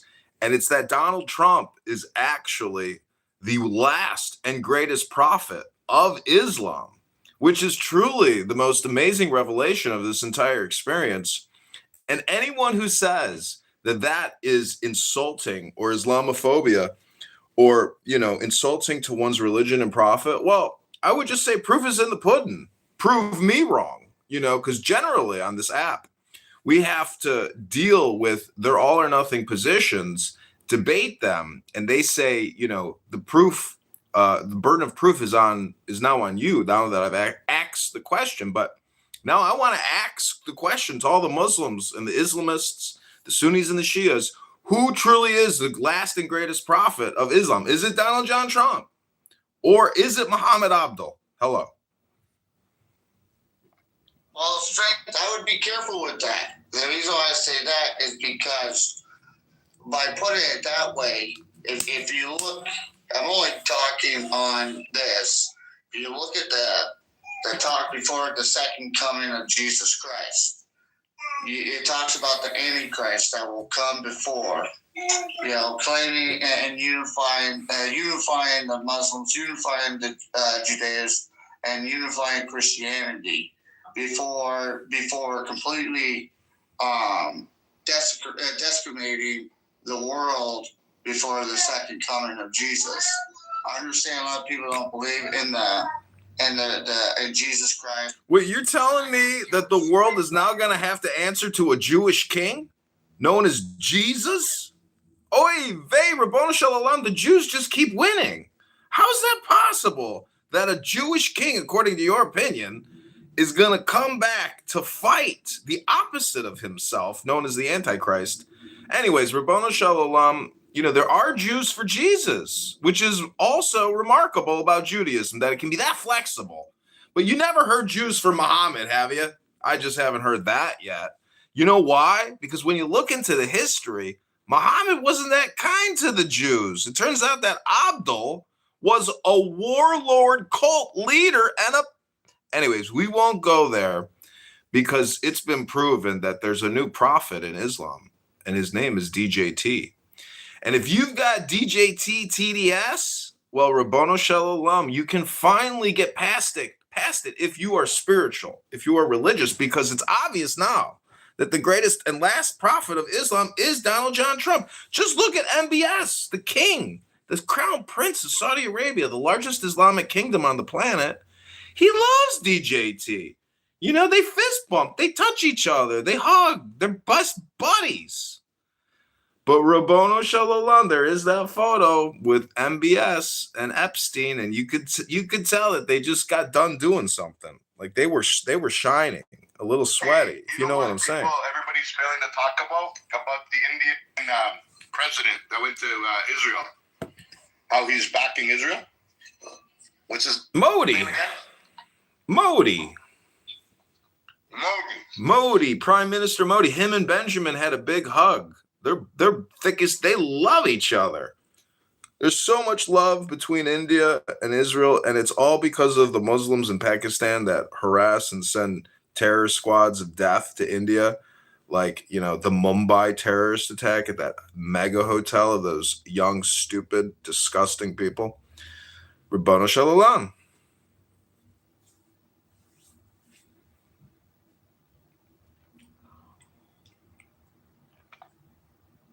Ewan, I heard you say that you think there's going to be a reverse migration of all these people. I know, you're living in a country that's been completely taken over by Islamists, but Rabbono Shalom, what do you think will be the catalyst in this return flight homes? Will the government put together a program to actually pay to remigrate, to denaturalize, and to send back and to strip the citizenship of all these Islamists?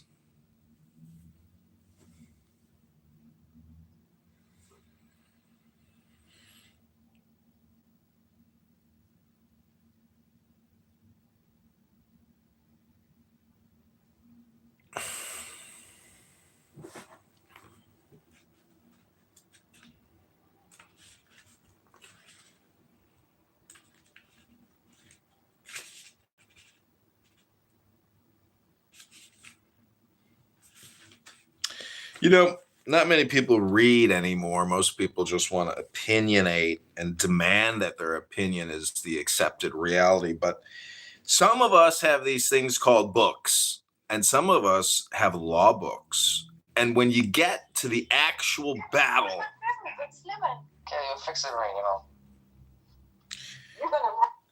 when you get to the to the actual conflict, and then you have to go to court, some of us still believe that the law or what's written down is important. Now, I know we have these things called oral arguments, but the truth of the matter is there's a final written report that individuals in the future reference. They don't really hear the oral arguments, but they read what's written down in the final transcript. And this final transcript that I'm about to read to you is really a charter, and every program or project has what's known as a charter. And this is what Section 8 of the Constitution says. It says, Congress shall have the power to declare war, grant letters of marque and reprisal, and make rules concerning captures on land and on water and in the sky. But that power is vested to the Congress in Section 8. So I like to keep asking people, is it constitutional what we're doing? Is it within the letters of the law? Because I know there's a lot of conspiracy theories. Strength, you talked about the law, but that's based off the interpretation of the law. And the person debating or defending the law has to present it in an interpretation of how the law should be. Well, there's this thing called the law, but then there is also this thing called human action. And if you look at Napoleon, who was not an emperor, but somehow became the emperor, I'm just wondering, what is law and what is experience? Because a lot of people on this app, if you ask them, do you like Thanksgiving? They will say yes, but they will say but. And when they get into the buts, it almost ruins the question. Do you like Thanksgiving? Because apparently you don't like Thanksgiving because of all your buts. So I'm just saying that, if I were to ask, what is a woman? Many people on this app actually couldn't tell you what a woman is. They would say there is a difference between sex and gender. And so we have a lot of deluded people that actually can't identify what is a cock and what is a pussy. And so the men and the women on this app that are incapable of actually telling you who has a cock and who has a pussy, these people are not just pussies and they're not stupid, but they are fools. And there are so many fools that when you add them all up, you figure out that they're stupid. And when you're dealing with stupid people, and it's like banging your head against the wall, it can't end well for you, the individual communicating with a wall and banging your head into it, which is the definition of stupid. And if you keep repeating that process, as you know, if you get the same result, it's the definition of insanity. And so if you want to deal with sane people, you have to deal with people who will not slam your head into a wall. And this app and these rooms and these individuals, they've been going for 24, 48, 72 hours, and they will continue to go 24.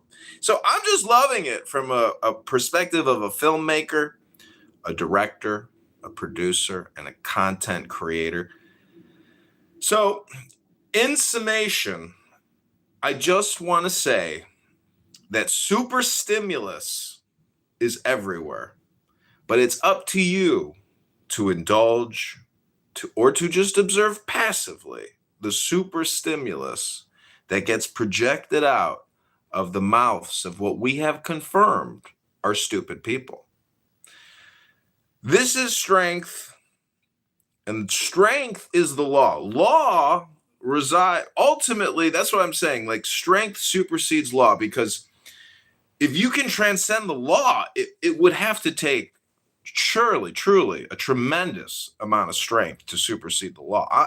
And if you can do it intelligently, and not get in trouble for it, because there's innocent victims, I saw a video of a hand, and this guy just kept flopping this little hand, and yikes, late term abortion. My, oh my. My, oh my, oh my. So, in summation, the passing of the Ayatollah Khomeini and Ahmadinejad are truly just leftist late-term abortions. And when we look at it from that perspective, I think we can actually argue successfully that this is not a military intervention. This is a Democrat, liberal, leftist, socialist, populist, Marxist, communist, late-term abortion through a different intervention or a different methodology technologically. We didn't have to use the Da Vinci machine to go into the uterus, to dissect, chop up, bag up liquefy, and put into an oil barrel to put into a storage container. We did it with an F-16 and an A3, B3, C-17, 10,000 bomber made out of Raytheon and General Dynamics. Ribono Shel Olam. These are actually just late-term abortion tools that we have at our disposal. And, 3,000 babies or 2,000 babies a day at Planned Parenthood, or maybe, 300 over here or 600. These are all just late-term abortion tools to solve a problem we call life. Ribono Shel Olam.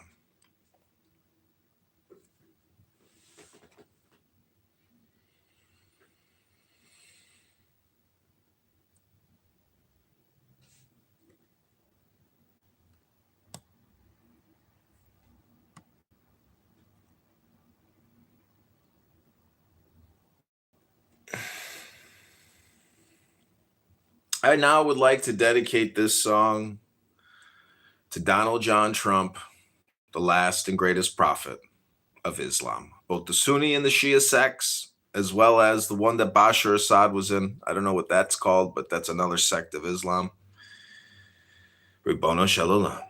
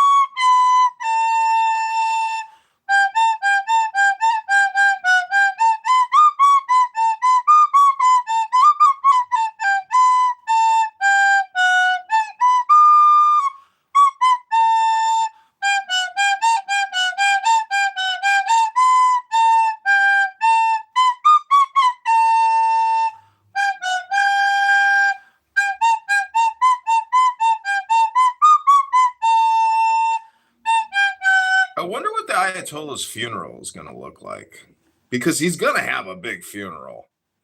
And they're going to march that body down the street and have the biggest cry fest on video you've ever seen. I've already seen the videos of the crying Muslims all around the world putting out these, crybaby videos for the Ayatollah. Oh, Prophet, I thought I was dead. And these big crying videos are so upset and so sad. Ribono Shel Olam. But, if they were to study, if they were to read, if they were to look at the history books, they would realize that DJT is actually the last and greatest prophet of all of Islam.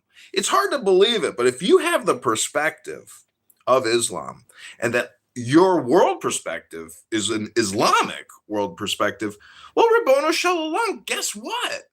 You can now incorporate DJT into your sacred scripture, into your religious theocracy and history books, and you can actually declare out loud that Muhammad Abdul is not the last and greatest prophet of Islam. And the entire Muslim community and throughout the whole world can actually admit that DJT is the new and the greatest and the best and the most wonderful and the most glorious new prophet of Islam. Think about it. Consider it. Roll it around in your head and contemplate. Could it be possible? Could it be possible?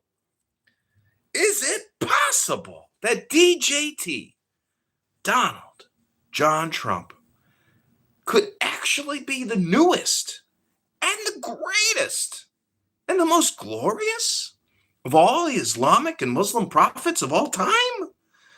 Oh my gosh, I can't believe it. But it could be real, right? Maybe it's more real than your imagination, because it is real. And he's alive. And he's sitting at Mar-a-Lago right now, watching a wedding, looking at his grandkids, Oh my God. Or maybe he's getting an update from Ratcliffe at the CIA. Maybe Marco's whispering something to him saying, hey, Don, Mr. President. Oh my God, you won't believe the news out of Tehran. What is it, Marco? Mr. President, we've taken out the entire executive command of the entire IRGC. Oh. Well, what are the Muslims saying about me? They're saying you're the new prophet of Islam. Greater than Muhammad Abdul. Really? Why are they saying that? And they're saying because the Muslims respect strength. The Islamists around the world respect strength. And they are taking joy in the new prophet of Islam, DJT. This has been a Strength Joy Incorporated production. I do not authorize anyone to record me in any way, shape, or form, or transmit digitally this message I have given to you. As a result, if you do record me and I didn't give you consent, I will sue you.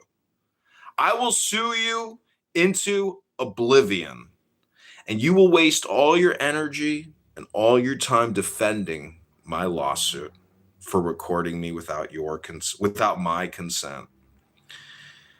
And in closing, this communication hypnosis has been brought to you by the United States government and Donald John Trump, the last and the greatest and the most glorious prophet of Islam and Christianity, for that matter. Fuck it. Judaism too, right? He's got Jewish grandkids. Ribbono Shel Olam.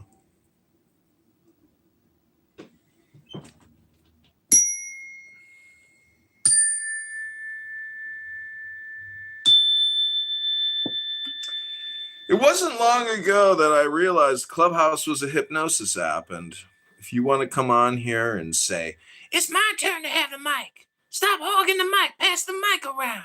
And then somebody wants to pontificate and give their little Toastmaster speech. Well, give them the grace to exhibit what we call stupidity. It's okay. You don't have my consent to record me, and I will sue you into oblivion for recording me talking about nothing. But you know it's all comedy. You know it's all performative. And you know it's all projection all the time. For example, if I were to say, you're a schmuck, that would be a good projection. Because I am a schmuck, right? Or if I were to say, you a faggot N-word. Now, that wouldn't be an accurate projection. But if I was a gay African-American homosexual screaming at somebody, you F-word, N-word, that might be a more accurate projection. See, projection is actually super stimulus, if you think about it. Because outlandish, vulgar, profane communication is by definition super stimulus. Super stimulus is essentially bigger, better, badder than the previous stimulus. It supersedes.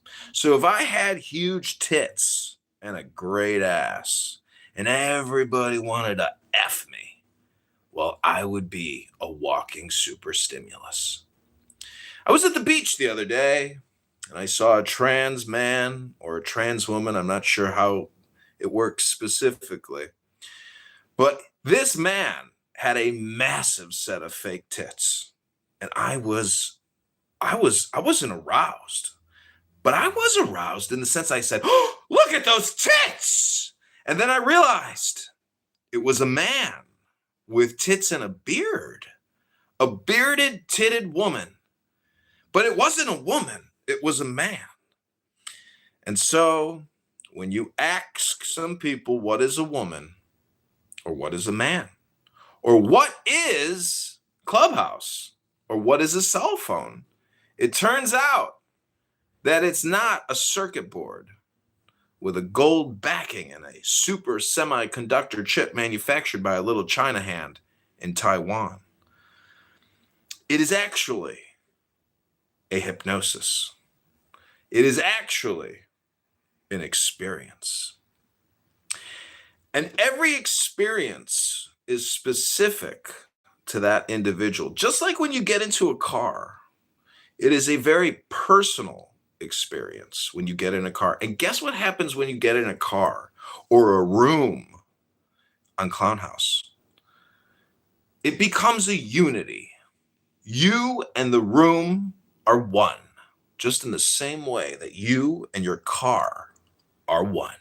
Or if you were to get on a horse and be an expert horseman or a horsewoman, you and your horse are one. Galloping through the fields, jumping over boulders, you and your horse are one. Just like this room, and you are one. So it's important to know that whenever you go into a room, if you're in a room with Amir or Prince or Mikhail, and they're talking endlessly about nothing, you have become one with them. And if you want to merge or be in a state of oneness with what you might call stupid people, be careful, because you may become infected with a stupid mind virus. But there is good news, my fellow doctors. If you have a patient who becomes infected with a mind virus, well, guess what? You can reprogram your patients. You can reprogram their health situation for maximum success by dehypnotizing them or rehypnotizing them, simply by communicating with them, if you so choose. But if you want to reprogram yourself and dehypnotize yourself, well, that's also possible too. All you have to do is do this amazing thing called read a book. Maybe read it out loud so you actually hear it. Because many times when you read a book silently, you actually aren't reading, you're thinking about something else. But if you speak out loud and you hear it and you record it and then you listen to it again, well, maybe, just maybe, you will become more intelligent. Because guess what happens when you spend all your time listening to people on Clown House? You cannot become more intelligent. You have to read books. You have to get away from Clown House. And you actually have to go to sources of information and read those books. And guess what happens? You become intelligent. And if you spend all your time on Clubhouse and never reading any books, you will never become intelligent. It is impossible. Because all you do, it's like reading a book here.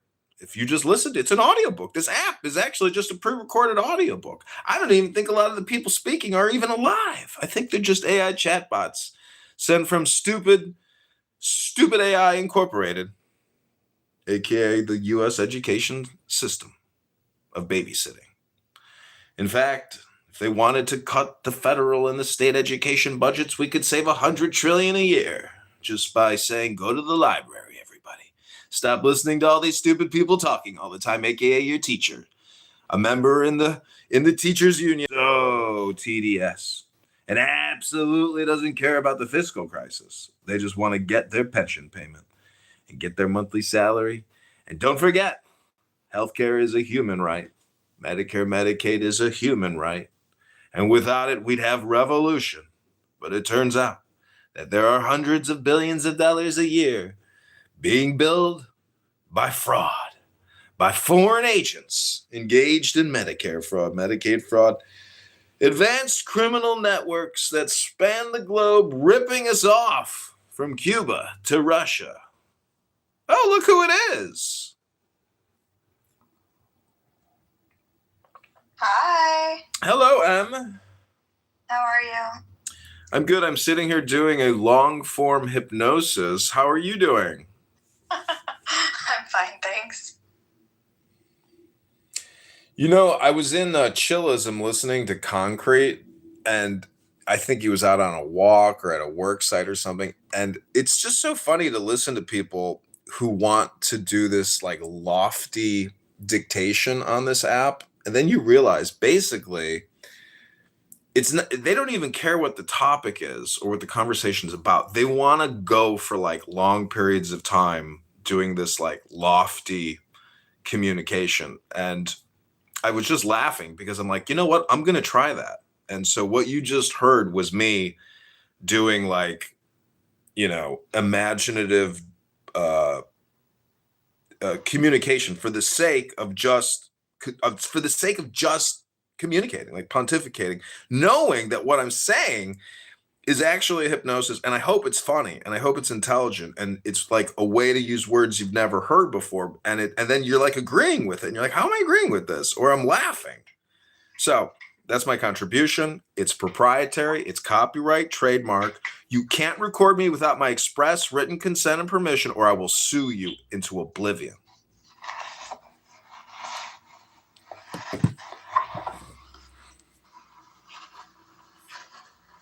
Have you guys been? I'm good. I got a sty in my eye, though. I went to the gym. I had a workout. Yeah, I didn't take a shower that day. I fell asleep, and then I woke up with a sty in my eye because I didn't take a shower after, getting a schwitz. I think that's, you need to wash your hands.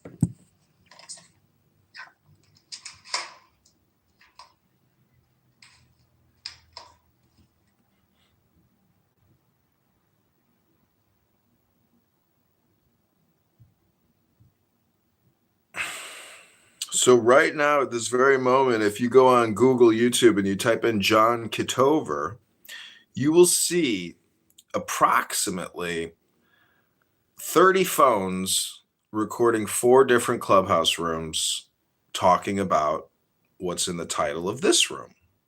But what I just said, I think is very true, is if you spend all your time here listening and talking, you can never become more intelligent, because I have proven that if I can offload listening to these people, but still record them, and then go back to my books and actually read, I become more intelligent.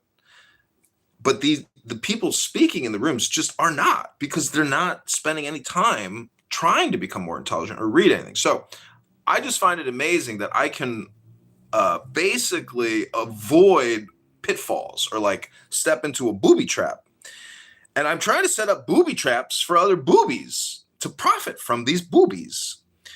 And in the process, become more intelligent myself. So on the, in the future, when my intelligence is needed, I will have built up a huge reservoir of intelligence.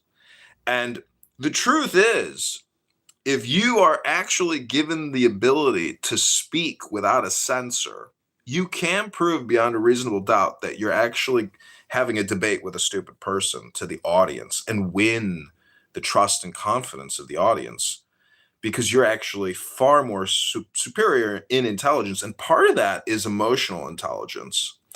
And if you want to have a debate where it gets judged and an audience gives it a score or a winner, if you can gaslight that other person into extreme anger, the audience hates that, rejects that, and lowers the score of that speaker. So part of winning a debate is showing that that person is stupid because they don't actually have emotional intelligence, that they are easily gaslit by what the other opposing speaker is saying. And you can do the same thing in court. You can win trials by getting the opposing counsel to lose their shit because the judge hates that. But if you get the judge pissed off, well, now you're fucked. You will not win. So it's all about dynamic or relative position, or what Einstein calls the theory of relativity, or what you might call gravity. And the gravity of the situation is that DJT is the new, the greatest, and the most glorious prophet of Islam, with the blessings of the royal Saudi kingdom, to the dismay of the Shias. This is a Shia-Sunni conflict just as much as it is a Jewish or an American or a British. Like everybody's got their fingers in that pie because of that oil. The Chinese, the Russians, and who suffers the most? Your local abuela living in a condo funded by IRGC terror money. And then, oh my God, grandmother's house blew up. DJT dropped a JDAM next door to a terrorist cache of weapons. And the next thing you know, a black extremist, Muslim Islamist here in America wears a t-shirt in Austin, Texas that says, I am Allah's slave, and then kills a couple innocent people who were just out having a dinner, and wants to get attention for himself. I mean, occasionally the water filtration system lets a turd get through, or a tampon. Unfortunate, but look out. Keep your head on a swivel. They're out there, and they're looking for you. They're just looking for their next victim. They might set you on fire in a train, slice your throat in a train, and say it was the white supremacist, white structural racist system that made me do it. And then I was just going to suggest that you go read to children at a school, but I take it back.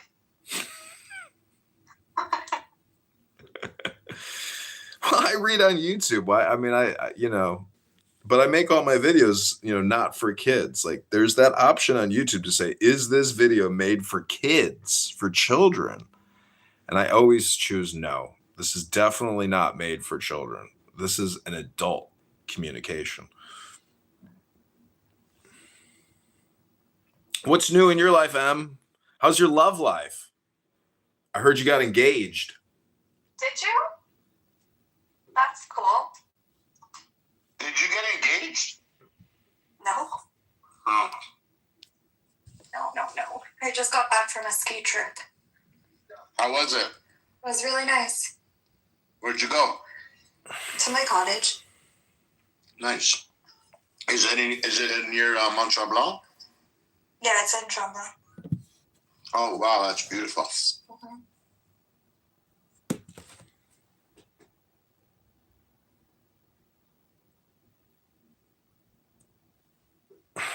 I've seen advertisements for these, like... Snowboard? No, just ski. I've been skiing since 2.5, so I don't know how to... it's too hard for me to switch over. Oh, you can do it. I saw they have skis now that are just like boots with like mini skis on them. They look pretty cool.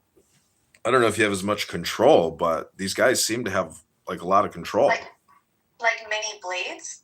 It's literally just the boot with like a perfectly fit blade on it. It doesn't extend really past the boot tips.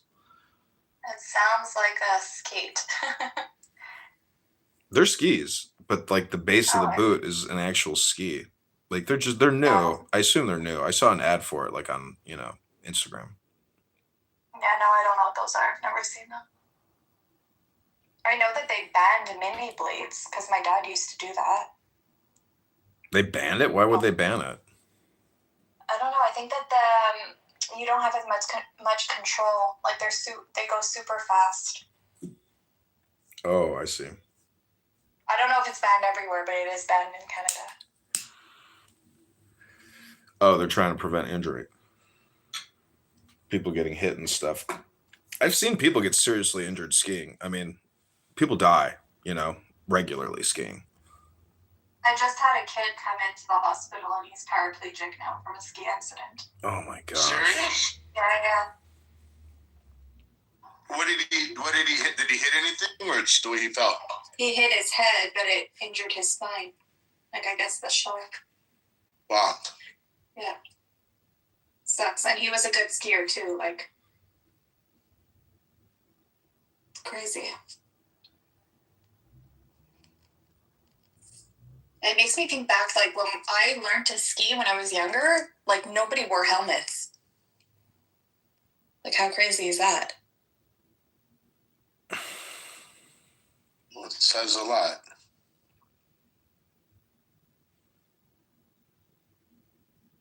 I think we're naturally weaker as we get older. Society, humans. Yeah, but also, as you get older, your bones are not the same as they used to be. You don't heal the same way. Yeah, who's that person, that famous person that died skiing recently, like the past couple years ago? Remember? No, I know that there was like this super famous. Fuck. Hold on. There was an actress or something who died, but that was no, but that was a long time ago. Sonny and Cher. Sonny died in a ski accident. Okay, but somebody, hold on, famous. You're gonna find a lot of famous people died from skiing. I know, but skiing it was specific. It was somebody like really fucking famous, man. Yeah, I think it was in where I live. But that was like decades ago.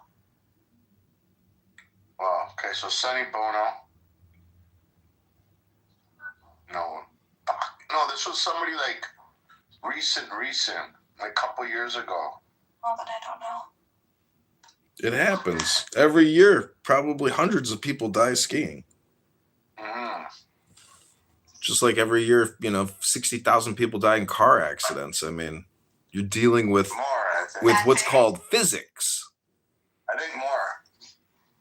Yeah, I'm sure. It's like insane. I mean, God, it's just crazy. Like, I know somebody like their mother, like old mother was crossed. There are streets that are like known for like consistently killing people. Michael, so Justin Trudeau's brother died in a skiing accident. Yeah. Wow. And his brother. Natasha Richardson is the person that I'm thinking of, and she died in a ski resort that I live in. Wow. Well, not that I live in, but that I have my cottage at. Did you see the interview with Trudeau? Like when he was asked about his brother's passing, it's like very creepy.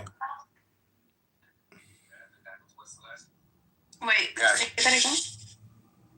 I was saying when Trudeau was asked about his brother's death, he was like a robot or something. It was like the weirdest. It's on video of him like talking about it. It's very strange. It's almost like he's emotionally like completely empty inside or something. It's strange. Yeah. Oh, wasn't Natasha Richardson married to like Liam? That's what I just seen. She was married to Liam Neeson. Yeah. And it was like about 2009, I think, when she died.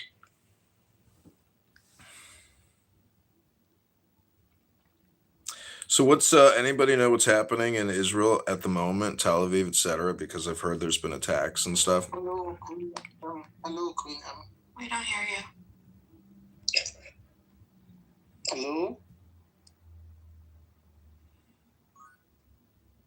Hello? So the latest news on Times of Israel says 3 injured, 1 moderately in Jerusalem area Iranian missile impact. Rockets from Lebanon set off sirens in northern Israel for the first time in months. Day after Khamenei killed, Trump says he'll talk to Iran's leaders. Also says strikes could last 4 weeks. Iranian foreign minister says we will resist as long as it takes. Honestly, I think this is all bullshit because like the U.S. and Israel did all of these things in order to like help the Iranian people. Now they kind of need to help themselves. And Kuwait, Qatar, Dubai, and stuff like that, they're all gonna crumble, and they're gonna just like give in to whatever Iran wants. This is also bad news. 9 killed as Iranian missile destroys synagogue, smashes bomb shelter in Beit Shemesh. Over 40 more injured as impact strikes residential area in city west of Jerusalem. IDF is investigating the failure to intercept missiles and integrity of the shelter. This is not new news, though. Like, it's been like a couple of hours now. Woman killed Saturday in missile strike on Tel Aviv, identified as a Philippine national. Iranian missile warhead falls less than a kilometer from Temple Mount Al-Aqsa Mosque. 4 of the 9 victims of the Iranian missile strike on Beit Shemesh named by authorities: Ronit Elimelech. An emergency service volunteer was killed alongside her mother, Sarah Oren Katz. 16-year-old Gavriel Baruch Ravach was also confirmed to be among the victims. Was it confirmed that because I saw a post saying that the IRGC confessed to firing a missile by mistake at the school? Yeah, I heard the exact same thing. Okay, my turn. It says here 3 American soldiers have been killed, 5 seriously injured in war with Iran.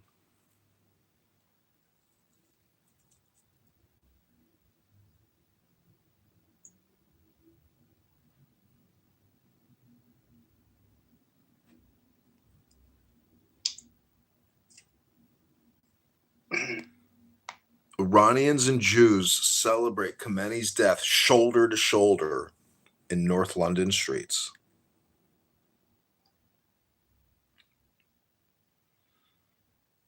Freedom, freedom! Jubilant crowds across Iran celebrate killing of Khomeini.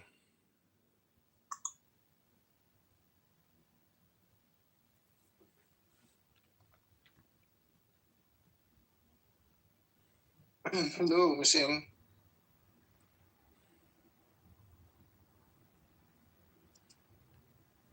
The IDF reports over 2,000 bombs dropped on Iran in the first 30 hours. Air supremacy achieved on the first day. IDF says dozens of top Iranians killed within seconds of Khomeini as CIA role emerges. Before the strikes, Trump was told attacking Iran is high risk, high reward.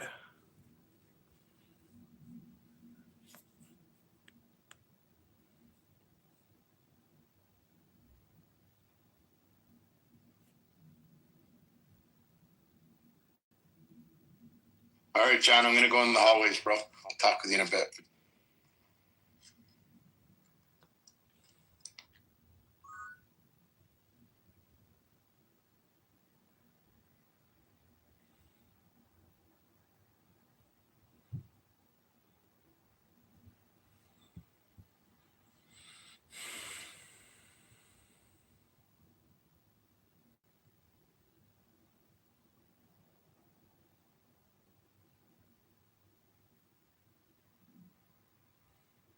I want to live my life like I see.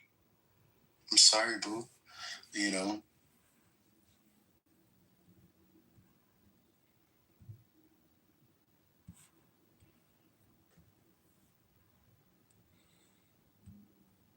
It's just this horrible.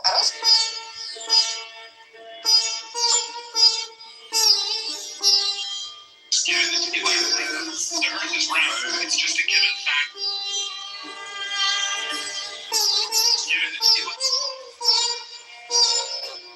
Given the see other ways to that reality. Why you chose to be a medic?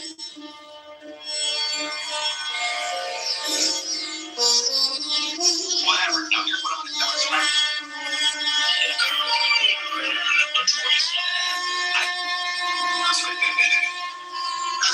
That was maybe 100 years ago. But some women can be very, very mean. That's why I think